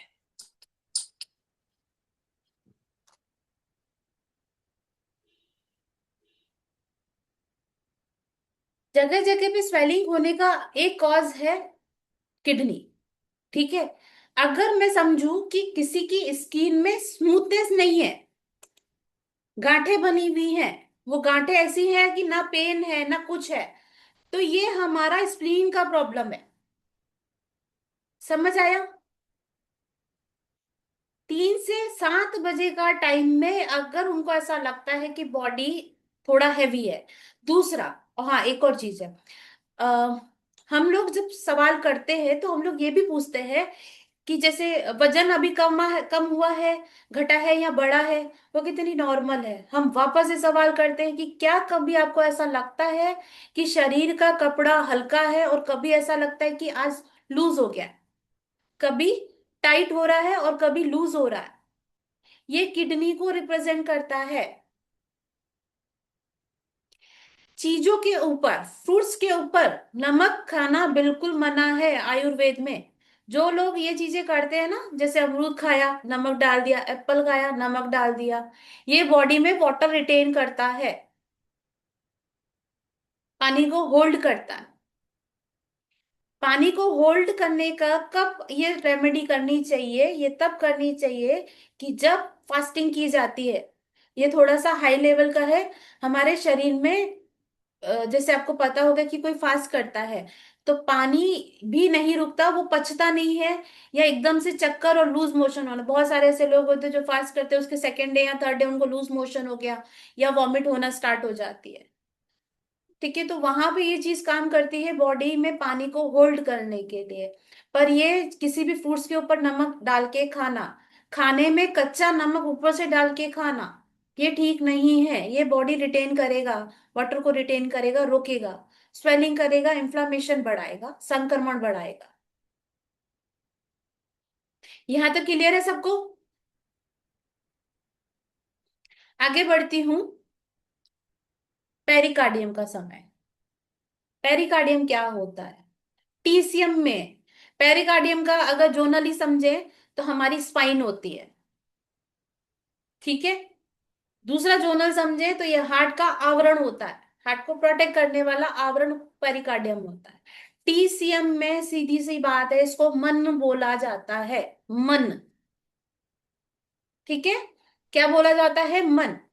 जहां पे पेशेंट 50 चीजें बोल रहा है या बिल्कुल आपको लग रहा है कि ये हेल्दी है, अब उसका काम करने का मन नहीं है, खाने का मन नहीं है, सोने का मन नहीं है, किसी चीज को ना करने का मन। डायबिटीज वाले पेशेंट अपने मन पे कंट्रोल नहीं कर पाते। बच्चे अपनी मेमोरी को, अगर पढ़ाई के टाइम पे अगर उनका कंसंट्रेशन अच्छा नहीं है तो मन, तो यहाँ पे क्या होगा? पेरिकार्डियम। पेरिकार्डियम का सबसे बेस्ट समय होता है 7 से 9। जैसे अभी जिस कुसुम ने अभी फोन जिसने अभी अनम्यूट किया था, इन्होंने अभी मुझे केस हिस्ट्री का पेज भर के दिया था। 7 से 9 पेशेंट को 15 साल से कंसीव नहीं हो रहा था। ठीक है, पीरियड्स इरेगुलर थे, हो रहे हैं कभी नहीं हो रहे हैं। ठीक है, ये इतने सारे सिम्टम्स थे जिसपे मेरा ध्यान नहीं गया। सबसे पहला पेशेंट का पेरिकार्डियम अच्छा करो, उसका मन अच्छा करो।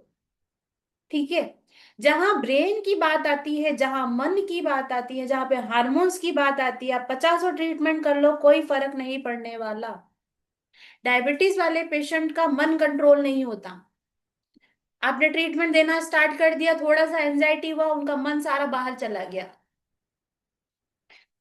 वेट लॉस वाले पेशेंट का सबसे बड़ी बात, सबसे मिस्टेक ये होता है कि उनका खाने पे कंट्रोल नहीं होता। कुछ लोग ऐसे होते हैं कि जिनको अगर स्ट्रेस आएगा, पेरिकार्डियम अगर उनका अच्छा नहीं है, तो उनको भूख ही नहीं लगेगी, तो भी वजन बढ़ रहा है, हवा खाने से भी वजन बढ़ रहा है, तो यहाँ पे पेरिकार्डियम। आप खुद एक थेरेपिस्ट हो, आपको अपनी चीजें मेमोराइज करने में दिक्कत आती है, तो 7 से 9। कोई पढ़ने का समय तय करना है 7 से 9, बच्चों को अगर पढ़ाना है तो 7 से 9, भले वो पूरा दिन मत पढ़ो, मैं गारंटी लेती हूँ कि इस समय जो भी पढ़ा जाता है वो आपके ब्रेन में पूरी तरह से जाता है। अगर आप इस समय 10 लाइनें पढ़ते हैं तो मैं गारंटी लेती हूँ कि 8 लाइनें आपके दिमाग में जाएगी। हमारी जो मैक्सिमम क्लास है वो इसी समय रखी जाती है। दूसरा चीज, मेरी क्लास अच्छी लगना, मेरी चीजें ज्यादा समझ आना, ये पूरा टाइम पे डिपेंड कर रहा है। इस वक्त आपका जो माइंड का एनर्जी है, जो मन है, जो चंचल है, मैं टीसीएम से पढ़ा रही हूँ इसीलिए अपनी भाषा में बोल रही हूँ, एक चित होके आप पढ़ पा रहे हो। आया समझ में? मतलब कहते हैं ना कि मन का अभी द्वार खुले हुए हैं। हम लोग, मैं खुद पर्टिकुलर ऐसा करती हूँ, ब्रेन की अगर आपको एनर्जी को अच्छा करना है, मेडिटेशन के लिए जो लोग मेडिटेशन करते हैं, है ना, 7 से 9 बजे सबसे बेस्ट टाइम है ये। उस वक्त आपका मन कम से कम चंचल होगा। ठीक है, मैं अपनी मेमोरी के लिए क्या करती हूँ, हमारा बॉडी, ब्रेन की बात करती हूँ, 2 हाथ होते हैं हमारे। कोशिश करिए कि जब आप कोई चीज सीख रहे हैं, समझ रहे हैं, सुन रहे हैं, अपने दोनों हाथ को फ्री रखिए। ठीक है, इससे क्या होगा कि आपके ब्रेन में बहुत अच्छी अच्छी चीजें जाएगी।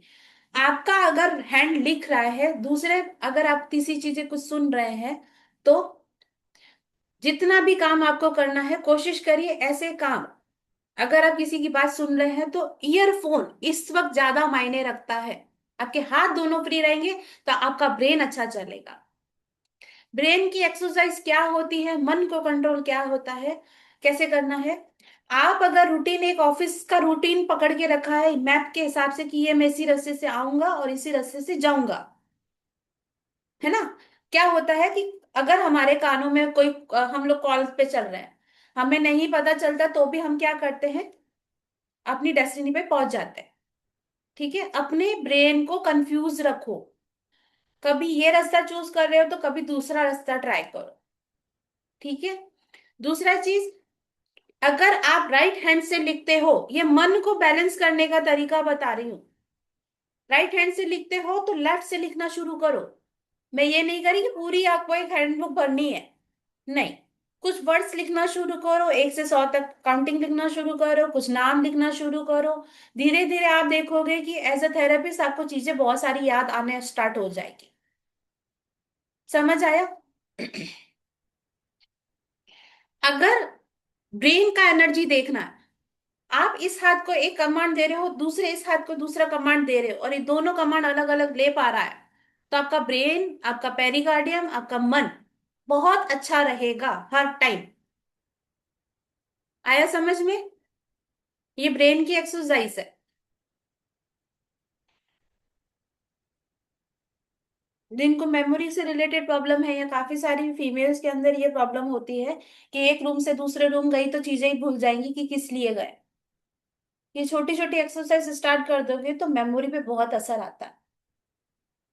ऐसे थेरेपिस्ट, ये चीजें हम लोगों के लिए बहुत इंपॉर्टेंट होती है, जो पढ़ी चीजें हैं हमें याद होनी चाहिए, या अगर पॉइंट्स भी है तो याद आना चाहिए। किसी की, मैंने जैसे कहा था कि अगर आप जीप देख रहे हो तो आपको याद आना चाहिए। जब कोई इंपॉर्टेंट काम कर रहे हो तो दोनों हाथ फ्री रखिए। कोई भी मेडिटेशन पढ़ने का समय, बच्चों में भी इवन ये आप करिए कि पूरा दिन अगर नहीं पढ़ रहा है, 7 से 9 बजे जो वो चीज करेगा वो उसके ब्रेन में सीधा असर करेगा।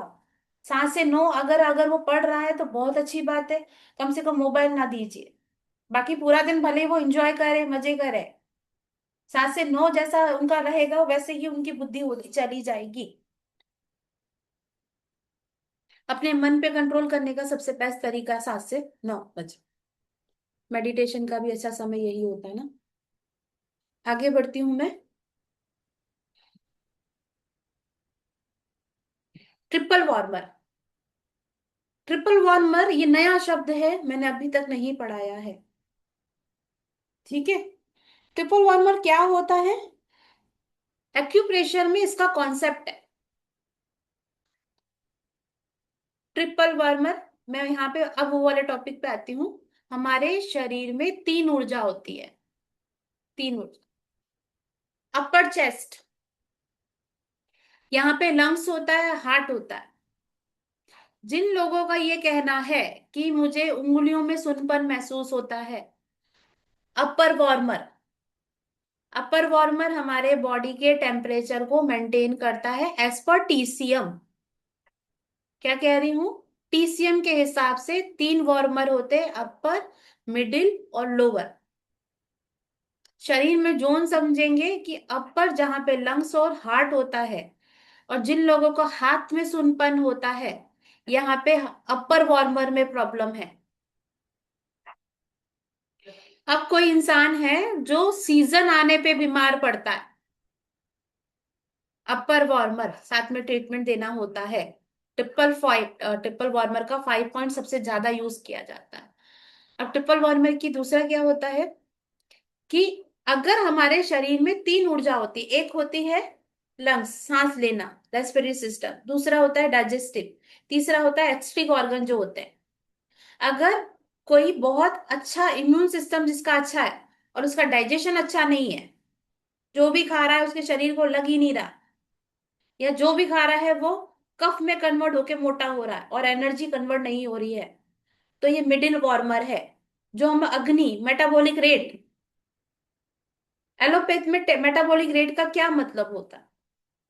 खान पान को, अगर आप कोई चीज को अच्छे से डाइजेस्ट नहीं कर पा रहे, डाइजेस्ट होने का मतलब क्या, कि आज आपने कोई चीज खाई वो क्या शरीर में पड़ी है क्या? वो तो दूसरे दिन मॉर्निंग में निकल जाएगी, पर उसका एनर्जी हमारे शरीर को ना मिलना, ये वार्मर का काम होता है। ठीक है। अब वार्मर की बात, अगर मिडिल पार्ट में अगर किसी का डाइजेशन अच्छा नहीं है, उसका इम्यून सिस्टम अच्छा है, डाइजेशन अच्छा नहीं है, पर स्टूल और यूरिन पास सही टाइम से करता है, तो हम इसको भी हेल्दी नहीं बोलते। लास्ट वाला ये आता है, खा भी अच्छा रहा है, डाइजेशन भी अच्छा है और उसका इम्यून सिस्टम भी अच्छा है, पर उसको स्टूल पास करने में, यूरिन पास करने में दिक्कत आ रही है, तो क्या होगा कि लोअर बॉडी फैलना शुरू हो जाएगी। किडनी का जब कॉन्सेप्ट और अच्छे से क्लियर करूंगी तब समझ आएगा। तो तीनों चीजों में, तीनों हमारी बॉडी की 3 एनर्जी जो ऊपर से लेके नीचे तक होती है, अगर उसमें कोई ठंडापन, ट्रिपल वार्मर क्या है ये? हॉटनेस है। हार्ट और स्मॉल इंटेस्टाइन क्या है? फायर। समझ रहे हो मेरी बात? ट्रिपल वार्मर और हमारा पेरिकार्डियम, जैसे पानी है, ठीक है, हॉटनेस का मतलब समझाती हूँ। हमने पानी को गैस पे रखा, जो आग लगाई गई, जो फायर थी, वो हार्ट है और स्मॉल इंटेस्टाइन है। अब जिस पानी में टेम्परेचर बढ़ रहा है, वो ट्रिपल वार्मर और पेरिकार्डियम है। सबको क्लियर है ये चीज?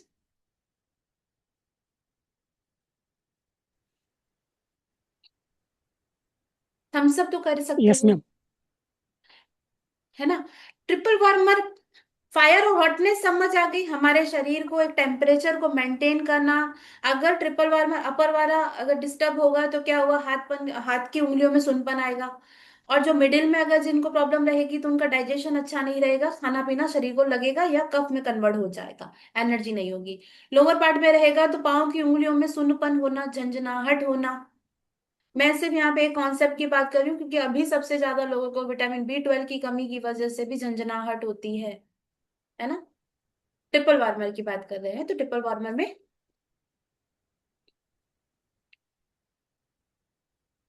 ठीक है।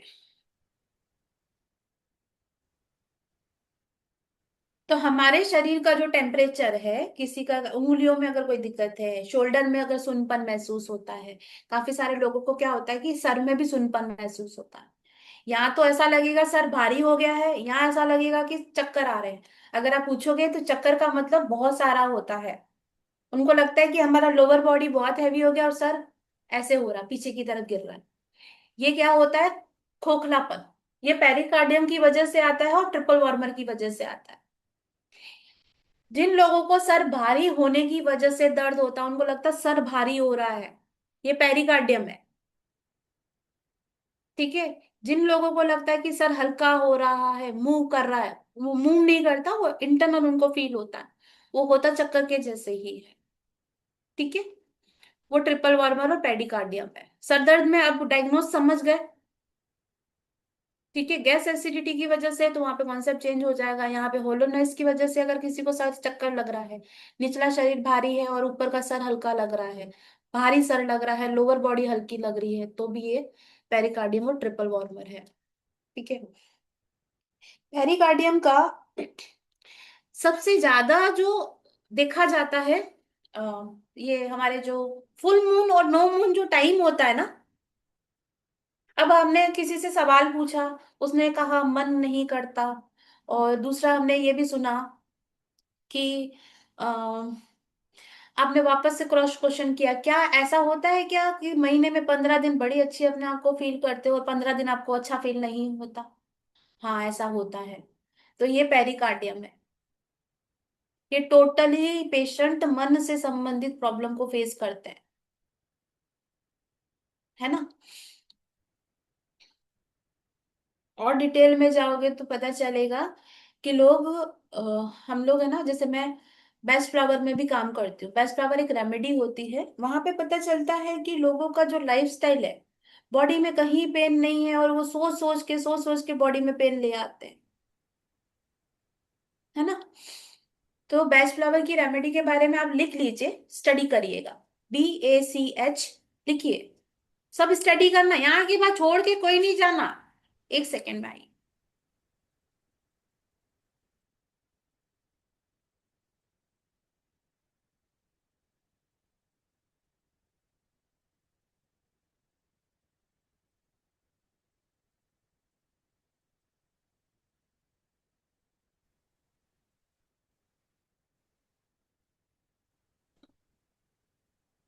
विशाल। जो ये आप पढ़ रहे हो ना,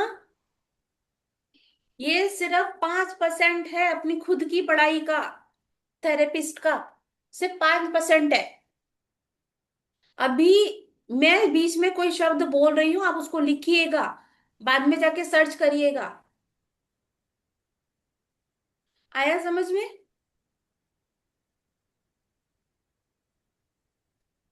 बेस्ट फ्लावर का एक बार पढ़ लीजिएगा, ये सिर्फ और सिर्फ मन वाली चीजों पे काम करता है। होम्योपैथी की छोटी छोटी दवाइयां होती हैं जो ड्रग्स लेस होती हैं, ये सिर्फ मन से संबंधित चीजों को ठीक करता है। अगर कोई लाइफ में अपना अच्छा नहीं कर रहा है तो भी बेस्ट फ्लावर की रेमेडी काम करती है, पढ़ना जाके। ठीक है, जहां पे पता चला पूरा पेशेंट हेल्दी है, आप वहां पे कुछ नहीं कर सकोगे अगर पेशेंट का मन ठीक नहीं कर पा रहे हो तो, है ना। 5 इमोशंस मैंने बता दिए हैं, जेलस है, ग्रीफ है, सैडनेस है, जॉय की कमी है, जेलस है। यहां से काफी हद तक चीजें ठीक हो जाती हैं। ठीक है, पर अगर किसी का कोई लाइफ का पास का कोई डेप्थ में कोई ट्रॉमा है, बेस्ट फ्लावर पढ़िएगा, धीरे धीरे समझ आ जाएगा। ठीक है, साथ में कॉम्प्लीमेंट्री उसको हम लोग लेते हैं, मैं लेती हूँ। लेती का मतलब पेशेंट को रेकमेंड करती हूँ, है ना। चलिए, यहां तक सबको क्लियर है? गॉल ब्लैडर और लीवर, मैंने कल कहा था कि जिनको लीवर से संबंधित प्रॉब्लम है उनको रात को 1 से 3 का समय नींद नहीं आता। जिन लोगों का ये कहना होता है कि हमें 1 से 3 बजे से नींद नहीं आती, या नींद आती है तो पहले 11 बजे सो लिए या 10 बजे सो लिए, प्लस एज के लोगों में ज्यादा ये प्रॉब्लम देखने को मिलती है। कहते हैं कि हम लोग फिर रात को 1 बजे उठ जाते हैं, जब तक 3 साढ़े 3 नहीं बजते वापस से सो नहीं पाते। कल बता दिया था, थोड़ी सी विंडो या बाहर का हवा आने का दीजिए, ट्रीटमेंट जब स्टार्ट करोगे वो भी समझ आ गया। लीवर अगर रात को 1 से 3 समय है, उस वक्त कुछ भी करिए, आपका नींद बहुत अच्छा गहरा होना चाहिए। अगर ये चीज आपने महीने भर तक फॉलो कर ली, ऑटोमेटिकली आगे के सर्कल ठीक हो जाएंगे, बॉडी डिटॉक्स अच्छे से होगी, फिर भूख आपको सुबह में अच्छे से लगेगी। क्यों? क्योंकि लीवर और गॉल ब्लैडर क्या करता है, रात को जूस बनाने का काम करता है और लिमिट में आपके स्टमक में भेजता है। तो आपका अगर रात को 1 से 3 बजे गहरी नींद है, बॉडी डिटॉक्स हो जाएगी, बाकी का सर्कल अपने आप धीरे धीरे ठीक हो जाएगा। आया समझ में? अब अगर कोई पेशेंट ये कहता है कि मुझे रात को पेशाब बहुत आता है, यूरिन बहुत आता है, इस वजह से मेरी नींद खराब हो रही है, ठीक है, तो क्या ट्रीटमेंट दोगे? किडनी का दोगे, यूरिनरी ब्लैडर का दोगे, या लीवर का दोगे? मैं सबसे पहला किडनी का ट्रीटमेंट दूंगी। एक दिन किडनी का ट्रीटमेंट दूंगी, दूसरा दिन मैं उसको ट्रीटमेंट दूंगी। एक सेकेंड। हाँ उन्नत जी। हेलो। हाँ जी।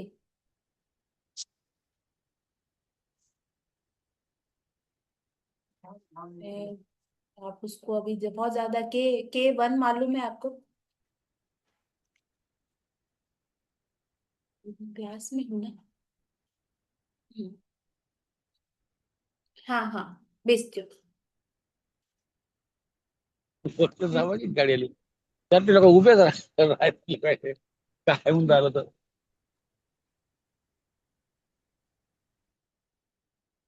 हम्म। तो सबसे पहला किडनी का, पहले दिन किडनी का क्यों दूंगी? ताकि उनका एक दिन, क्योंकि सुबह में अगर पेशेंट अधिक तरह ऐसा होता है कि सुबह के टाइम आते हैं, तो हम लोग किडनी का ट्रीटमेंट देते हैं। और अगर आपका पेशेंट थोड़ा नजदीक में कहीं रहता हो, तो शाम को उसको वापस से बुलाइए, उसको लीवर का ट्रीटमेंट दीजिए। लीवर का ट्रीटमेंट क्या देना है वो आगे कल समझ आ जाए, है ना। रात में उसकी नींद अच्छी हो जाएगी, तो दूसरे दिन ऑटोमेटिक, तीसरे दिन, चौथे दिन वो साइकिल बैलेंस होता रहेगा, वैसा वैसा सब कुछ ठीक होता जाएगा। जो सर्कल ठीक हो गया लीवर वाला, वो आगे चल के सब ठीक हो जाएगा। चलिए आगे। इसका जो मैं बहुत सारे इकट्ठे सिम्टम्स जो लेके आते हैं, मैं उस पे एक बार आती हूँ। यहाँ पे किसी को कोई सवाल? सबको समझ आ गया? एक बार बुक की जी मिलेगी। बुक बुक मैं बात बात करती हूँ, आप ग्रुप में बात कर लेना, है ना। मेरे से ऐसा होता है, ठीक है। लीवर पेनक्रियास, पेनक्रियास एक हार्मोनल डिजीज है। मैम लीवर और गॉल ब्लेडर दो हस्बैंड ऑर्गन है, और male organ female organ, liver और गॉल ब्लेडर है। यहाँ तक सबको समझ आ गया? चैट पे लिख लीजिए एक बार। मैम मैं ऐसा प्रश्न करता हूँ। जी बोले। हॅलो. हमारे इलाके में जो फीमेल में जो देवी देवता अंगामध्ये येतात, उसका देवी देवता का वारा अंग में घुस गया है, तो उसका कैरेडियम तो खराब होने के बावजूद ऐसा होता है क्या? मुझे ना, आप सही बात बताओ, मुझे आपकी आवाज ही नहीं समझ आ रही है। पेरिकार्डियम खराब होने के बाद फीमेल के देवी देवता का अंगात आता है, ऐसा भी फीमेल के बावजूद होता है, तो पेरिकार्डियम अच्छा नहीं तो ऐसा होता है। हाँ, पेरिकार्डियम अगर अच्छा नहीं होगा तो मन अच्छा नहीं रहेगा। मुझे माफ करिए, क्योंकि मुझे आपकी आवाज बिल्कुल बहुत कम समझ आ रही है। ग्रुप में आप एक बार बात कर सकते हैं, फोन भी कर ओके सकते हैं, कोई ओके ओके। दिक्कत नहीं, है ना। बहुत कम समझ आ रही है ठीक आपकी आवाज। ठीक। मैं सबको फ्री रखी हूँ, मैं ऐसा नहीं बोल रही कि मैं नहीं बताऊंगी या मुझे नहीं आता, मैं क्रॉस क्वेश्चन में बिल्कुल नहीं डरती। आवाज नहीं आ रही है बस, है ना। उनका आप ग्रुप उनका में क्वेश्चन फ्रीली क्या चैट है? कर सकते हैं। जी मैं बताता हूँ उनका हाँ क्वेश्चन क्या है। अगर किसी जो महाराष्ट्र में वगैरह के इधर भी ना फीमेल के शरीर में कुछ हलचल होती है, जो भगवान का बोलते हैं, भगवान का वारा वगैरह आते हैं, वो ऐसा बोल रहे हैं वो क्वेश्चन कि वही पेडिकार्डियम का इश्यू है क्या वो? नहीं, वो पेरिकार्डियम का इश्यू नहीं है, वो लीवर का है। जो लोग ये कहते हैं ना कि हमारे अंदर आत्मा आ गई है, उनको फील होता है, पूरा बॉडी थर थर कांपता है। सुन पा रहे हैं ना, समझ गए मेरी बात को? वो लीवर का पेशेंट है। लीवर की जब विंड बहुत प्रचंड होती है, आपने देखा होगा कि जिन लोगों को ये प्रॉब्लम होती है, बहुत बूढ़ी बॉडी पूरी उनकी ऐसा थर थर थर थर कांपती है। कल मैंने इसीलिए थोड़ा सा लैंग्वेज को डाउन करके बोला था। जिन लोगों को ऐसा लगता है कि हमारे अंदर कोई दूसरा तीसरा पर्सन है, वो इंटरनल विंड होती है, बहुत भयंकर। और इसमें यहाँ पे ट्रीटमेंट होता है ना, मैं एक शब्द बोलती हूँ, उसके बारे में आप स्टडी करिएगा। लीवर यांग राइजिंग। लीवर जब फायर ज्यादा जनरेट करेगी तो क्या होगा, इंटरनल विंड होगी। देखो वो तो विंड बनाएगी बनाएगी, और कैसी वाली, गरम। गरम जब विंड बॉडी में आती है तो वो बॉडी काम में या उसका कंट्रोल खो देती है, वो पेरिकार्डियम नहीं है। आई होप कि आपको मेरी बात समझ आ गई हो। जिनका बॉडी पूरा ऐसा ऐसा हिलने लगे, वो लीवर का यांग होता है। लंबे समय तक ऐसे पेशेंट को लीवर का प्रॉब्लम होता है, वो रात रात भर सोते नहीं है, धीरे धीरे विंड जनरेट होती है। हाँ, एक और चीज, मैं अपनी लाइन को ही काटती हूँ। मैंने कहा था कि विंड जब जनरेट होती है तो हाथ पांव के मूवमेंट में दिक्कत होती है, पर जब विंड अगर गर्मपन में बढ़ना स्टार्ट होती है, आपने कभी गर्मियों में थपेड़े, जैसे बाहर जाते हो तो कैसे गर्मियों में थपेड़े लगते हैं, महसूस कर पा रहे हो मेरी बात को? बाहर जब गर्मी होती है, जब वो गर्म थपेड़े लगते हैं, और अगर आप ये सोचो कि इंटरनली जब वो थपेड़े पड़ रहे हो और गर्म वाले, तो बॉडी शिवरिंग करने लगती है, मूवमेंट उनका बहुत अनकंट्रोल हो जाता है। पेशेंट कॉन्शियस होते हैं, अनकॉन्शियस नहीं होते, वो कॉन्शियस होते हैं, उनको पता होता है कि वो क्या कर रहे हैं, पर उनका बॉडी उनके कंट्रोल में नहीं होता है। ये लीवर का यांग यांग विंड होता है, गर्म विंड। जो गर्मी आने से जो पहले वाली, जो हमारे यहाँ पे जो राजस्थान में कहते हैं लू, जो लू चलती है ना, वैसी विंड इंटरनली जनरेट होती है। ऐसा पेशेंट लंबे समय तक खाना छोड़ा हुआ होता है, गुटखा चबाना, उनको ये ज्यादा प्रॉब्लम होती है। आया समझ में? ठीक है। कल थोड़ा सा मैंने लिमिट में ये वर्ड बोले थे, बाकी अदरवाइज जिन लोगों को लगता है कि आत्मा प्रेत ऐसा कुछ हो रहा है, ये लीवर वाले पेशेंट होते हैं। मैम फिर इनको क्या ट्रीटमेंट देना चाहिए? लीवर का यांग का ट्रीटमेंट, देखो मैं आपको एक चीज समझा देती हूँ। हम लोग अभी सिर्फ एक लेवल पढ़ रहे हैं जहाँ पे ऑर्गन को सेलेक्ट करते हैं। इसके बाद आता है कि उनमें एक एक ऑर्गन में ऊर्जा की कमी, ये दूसरी लेयर है, दूसरा प्रॉब्लम है, कैसे कैसे प्रॉब्लम आती है। तीसरा प्रॉब्लम क्या होता है, हमारा शरीर में जितना भी अंग होता है उसमें खुद का एक खून होता है, ब्लड होता है। हम लोगों में टीसीएम में ये कहा जाता है, जो ब्लड होता है ना, वो ब्लड क्या करता है, हमारे एनर्जी को, पोषण तत्व को इधर से उधर लेके जाता है। अगर कोई ऑर्गन अपने अंदर खून को रोकना शुरू कर दे, ब्लड स्टैग्नेशन करना शुरू कर दे, तो दूसरे ऑर्गन को भी प्रॉब्लम करता है। ये होता है ब्लड स्टैग्नेशन। चौथा पॉइंट ये होता है जब ब्लड डेफिशिएंसी हो जाए, पर्टिकुलर किसी ऑर्गन में खून की कमी होने लगे। मैं बॉडी की खून की कमी की बात नहीं कर रही, किसी ऑर्गन में अगर खून की कमी हो गई, इसको बोला जाता है ब्लड डेफिशिएंसी। तो वो ऑर्गन धीरे धीरे क्या करेगा, दूसरे ऑर्गन को भी बीमार करेगा। मैं आगे चलकर भी संगम समझाने वाली थी। अब आते हैं कि लीवर सबसे बड़ा ऑर्गन है, और इसमें बहुत सारा, मतलब अगर मैंने एलोपैथ में जितना समझा है, 5,000 से ऊपर प्रोटीन खुद से बनाता है। लोग क्या करते हैं, ऊपर से प्रोटीन खा रहे हैं, बस आपको मैनेज करना आना चाहिए। ठीक है। अब इस चीज को समझो कि मैं फीमेल में जितना भी प्रॉब्लम्स होता है, आप देख लेना उनको ज्यादातर लीवर से रिलेटेड प्रॉब्लम मिलेगा।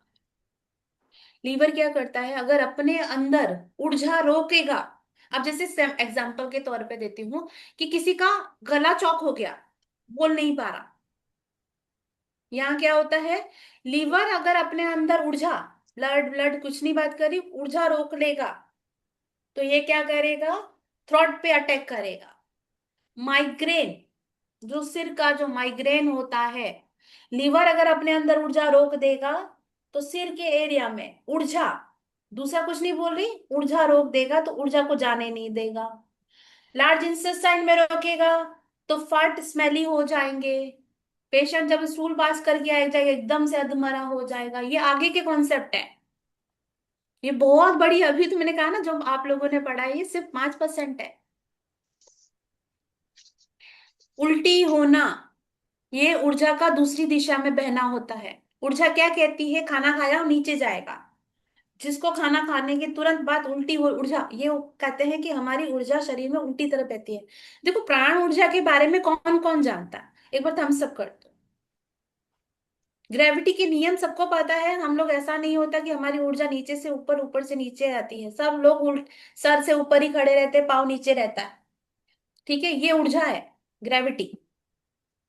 ठीक है, तो इसका मतलब है कि हमारे शरीर में बहने वाली ऊर्जा, छह अंग जो, पांच अंग जो होते हैं, ये छह तो दो साइड में रखो, ऐसे अंग नहीं होते, ये मेरिडियंस होती हैं।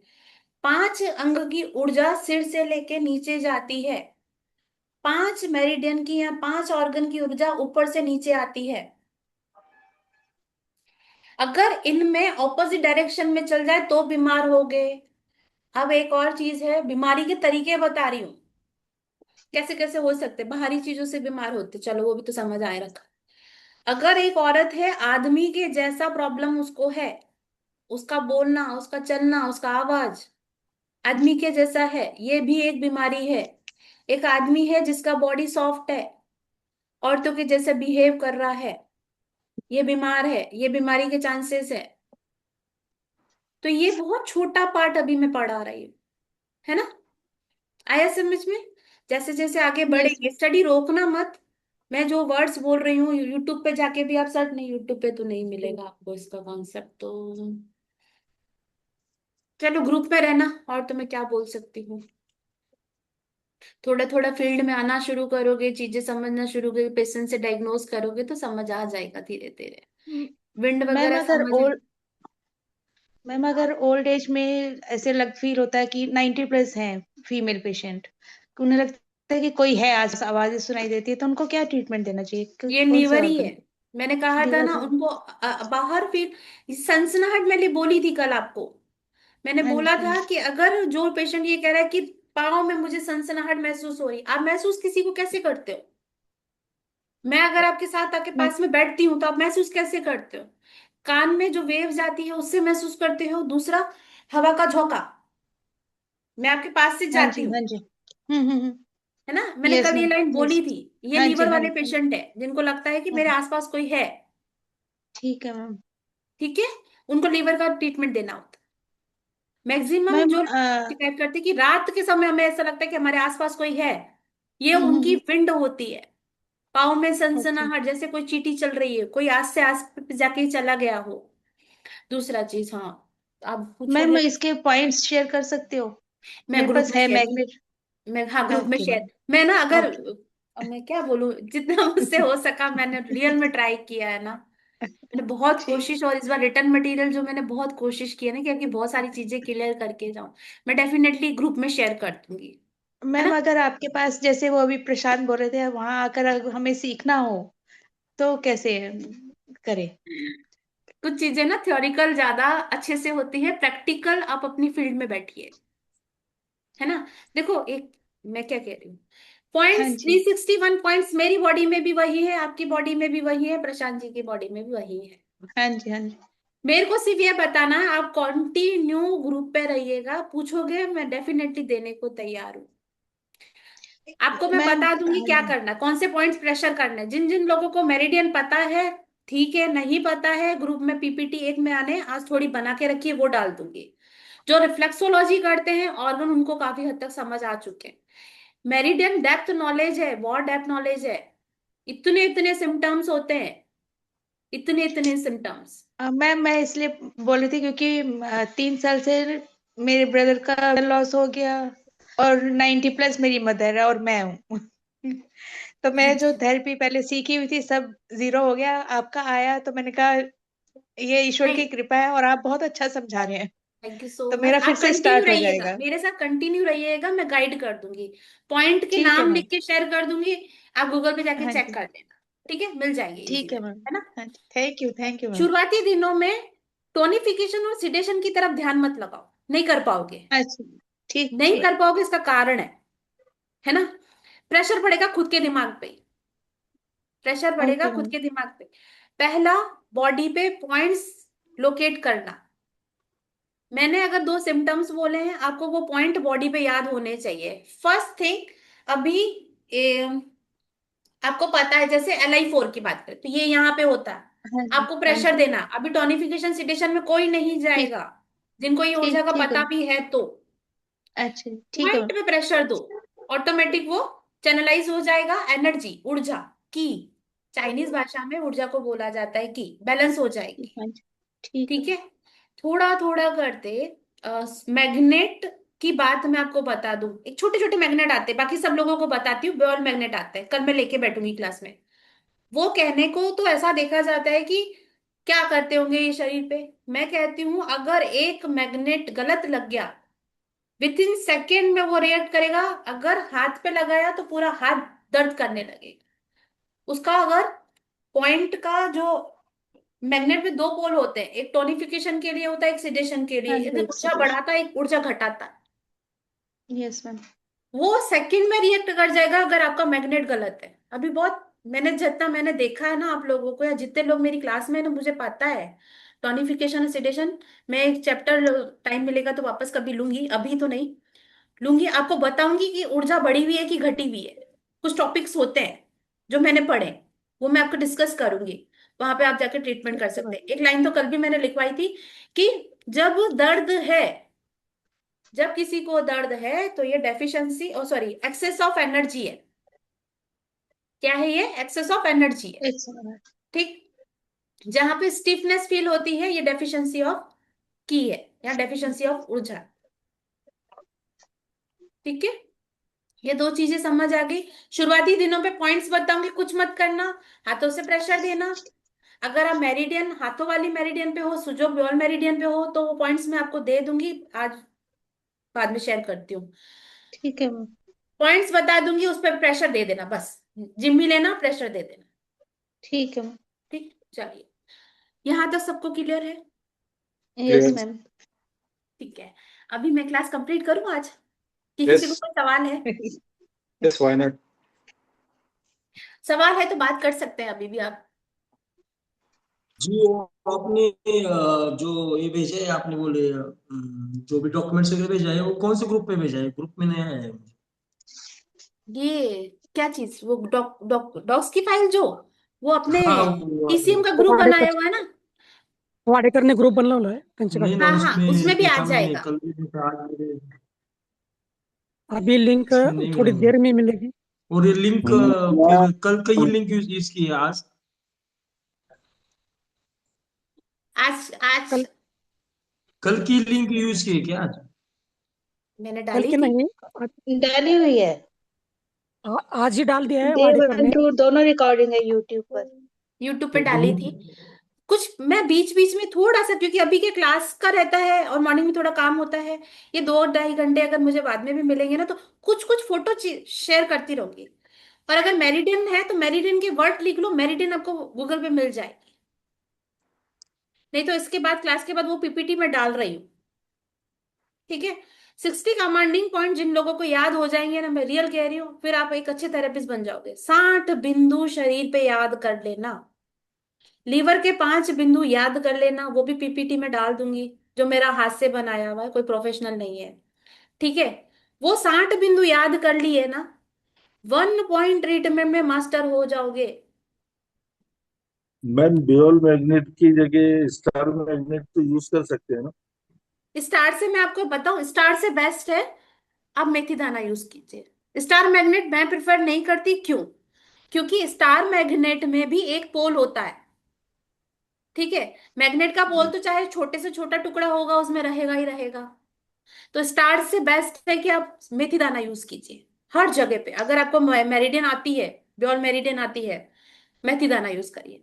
जब थोड़ा सा 6-7 महीने साथ में पढ़िए, हम लोग साथ में रहेंगे, जब समझ आ जाए ना, तब ब्योल मैग्नेट यूज करना। ठीक है, चलिए, यहाँ तक सबको क्लास कंप्लीट है। कल परसों, कल थोड़ा जल्दी आ जाना सब लोग, 6:30 बजे हम लोग क्लास स्टार्ट कर देंगे। ओके ठीक है, मैम। ऐसा तो नहीं है ना कि ऊपर से जाएगा तो कुछ नहीं, रिकॉर्डिंग में 10 बार ऐसे ऐसे करके देख लेना। ठीक है, ठीक, थोड़ा लगेगा। हम लोग तो अभी देखो, मैं अगर मैं बोलूं टीसीएम मैंने काफी लंबा समय दे दिया, मैं अभी भी कहती हूँ कि मैंने अभी पूरी नहीं की है। और हमेशा एज अ थेरेपिस्ट ये चीज याद रखना, कभी भी कोई ये कुछ कह रहा है, सुन लेना। सुन इसलिए लेना, क्योंकि टीसीएम में आके कोई कहता है ना मेरे को आके कि हमने पढ़ ली है, नहीं पढ़ी है, नहीं देखी है। क्योंकि 3,000 से ऊपर डिजीज डायग्नोस हुई है। मेरा बॉडी, आपका बॉडी, मैंने क्या जोधपुर में बैठ के 3,000 डिजीज से देख ली पेशेंट के ऊपर। जब तक आप लाइव नहीं देख रहे हो तो आप कह नहीं सकते कि मैंने टीसीएम पूरी पढ़ ली। टीसीएम इतनी बड़ी है जिसकी कोई हद नहीं है ना। तो जो मैंने पेशेंट देखे वो आप नहीं देखने वाले, जो आपके देखे हुए वो मैंने अभी तक नहीं देखे। अपने 8-9 साल हो चुके हैं मुझे। 2018 में तो मैंने अपना लर्निंग पीरियड स्टार्ट किया था। मैं मेरिडियन के बारे में, प्रेशर के बारे में बहुत लंबे समय से पढ़ रही थी। जब मैं 18 साल की थी तब से पढ़ती थी मैं इसके बारे में। आया समझ में? तो मैं नहीं कहती कि अभी भी मेरी पूरी हुई है। जब कोई चैप्टर कहीं पे, कोई सोशल मीडिया पे कुछ मिल रहा है तो सुनिए, उसको सुन लीजिए। हो सकता है कि वो चीजें थोड़ी डिटेल में लेके आया है ना। जब भी मेरा कोई वर्ड आपको नया लग रहा है, हो सकता है मैं उसको इस क्लास में आंसर ना कर सकूं। ग्रुप पे जाके लिख लो, किसका जवाब दो। नहीं दे पा रही, बहुत सारी चीजें हैं, सोर्सेज हैं जहां से आपको आंसर मिल जाएगा। ठीक है। मैम, मेरा मैम ये एक सवाल है। Last question. आप ग्रुप में आ मैम वो जाइएगा, बता। इंदु जी, आप ग्रुप में आ जाइएगा, कोई दिक्कत नहीं है। ठीक है। हाँ जी, बोलिए। मैम बस एक छोटा सा क्वेश्चन है, अभी तो पेरिकार्डियम मन ठीक नहीं है उसको, उसका बता दीजिए बस। यहां से आ जाइए P6। ठीक P6, ठीक। P6 को यस। प्रेशर करिए। नहीं टाइम हाँ मिलता, जी। जो भी एरोमा आपको खुद को पसंद हो, जो खुशबू आपको पसंद हो, हाँ जी। पेरिकार्डियम 6 पे लगाना स्टार्ट कर दो। चाहे आपको लाइक, मुझे जो पसंद है वो है, उसका नाम मुझे याद नहीं आ रहा, पर्पल कलर का ऐसा होता है, लेवेंडर। वो मुझे बहुत पसंद है। ऐसा नहीं है कि हमने कोई वो कहते हैं ना कि अ, संजीवनी बूटियां खा रखी है कि हमारा मूड हाँ खराब नहीं जी। होता। एक थेरेपिस्ट का भी होता है, मेरा भी होता हाँ जी। है ना। तो बैठे बैठे मैं ऐसे कर दो, या मुझे जो लेवेंडर होता है यहाँ ना लगा के यहाँ लगा लो। आप देखोगे कि कुछ ही हाँ जी। सेकंड के अंदर आपका मूड चेंज हो जाए। ये सारी अल्टरनेटिव में जितनी भी थेरेपियां है ना, ये सब आपके शरीर पे काम करती है। आपका पहनने का कलर का कपड़ा ये आपके मूड को वैसा करता है। कोई नया कपड़ा पहनोगे आप अपने आप को बहुत अच्छा फील करते हो, ये एनर्जी है। किसी से मिल रहे हो, अगर आपको कभी भी ऐसा लगता है कि मेरा पेरिकार्डियम डाउन जा रहा है, किसी ऐसे इंसान के साथ खड़े हो जाओ, बात कर लो, जो आपका पेरिकार्डियम ऑटोमेटिकली ठीक हो जाएगा। ये सारा यूनिवर्स में जो हमारे बॉडी में दो पोल होते हैं, नेगेटिव और पॉजिटिव। यस। कुछ लोगों के अंदर नेगेटिव पोल बड़ा होता है, नकारात्मक ऊर्जा जिसको हम लोग अपनी भाषा में कहते हैं। ये ऊर्जा का मतलब यस। ये नहीं है कि वो बड़ा वैसा कुछ करता होगा। ये ऊर्जा जनरेट करता है। और ऊर्जा कहाँ से आती है? जैसा हम सोचते हैं, जैसा हमारा मन होता है। आप कोशिश करिए, अगर आपके पास में कोई पॉजिटिव इंसान है जो बात कर रहा है अच्छे से, आपका पेरिकार्डियम तुरंत ठीक कर देगा। और अगर आप फुल एनर्जेटिक हो और जिसका पेरिकार्डियम खराब है, नेगेटिव पोल, नकारात्मक ऊर्जा उसकी बढ़ी हुई है, 5 मिनट बैठ जाओ, पूरा थक के आओगे। ये पूरा ऊर्जा का खेल है, हमारे शरीर से लेके बाहर तक जाती है। बाकी सब लोग मुझे नहीं पता, एस्ट्रोलॉजी हो गया, ज्योतिष शास्त्र जिसको कहते हैं, ये सब हमारे शरीर पे, ग्रह, नक्षत्र, सूर्य, नो मून, चंद्रमा, ये सब हमारे शरीर पे इम्पैक्ट करते हैं, हमारे मन पे इम्पैक्ट करते हैं। मैं इन चीजों को कभी डिनाई नहीं करती कि ये चीज कुछ नहीं होती है। सबका अपना अपना होता है। मेरे को ये पता है कि मैं एक थेरेपिस्ट हूँ। मेरे पास कोई प्रॉब्लम वाला पेशेंट आएगा तो मैं उसको एक्यूप्रेशर से ठीक करूंगी। अगर ज्योतिष शास्त्र यस के मैम। पास में किसी ज्योतिष के पास जाओगे, उसको भी पता सब चलती है। क्योंकि कहीं ना कहीं हमारा पूरा सब कुछ शरीर इसी ऊर्जा पे काम करता है। आया यस समझ मैम। में? Yes meditation ma'am. करना ये भी ऊर्जा है। ऊर्जा को लेके आना शरीर के अंदर। ठीक है। यस। चलिए, मैं क्लास कंप्लीट करती हूँ, है ना। ओके। बाय। आपको कुछ पूछना हो तो ग्रुप में आ जाना। थोड़ा सा समय ओके। दो, थोड़ा सा समय।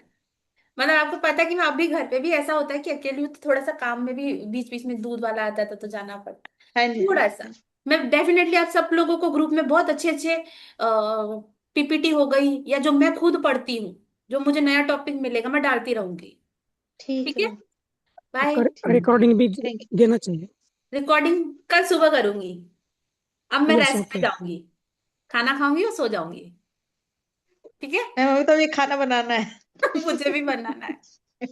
देख लीजिए सर, जितने भी जेंट्स बैठे हैं, अभी हमें खाना बनाना है।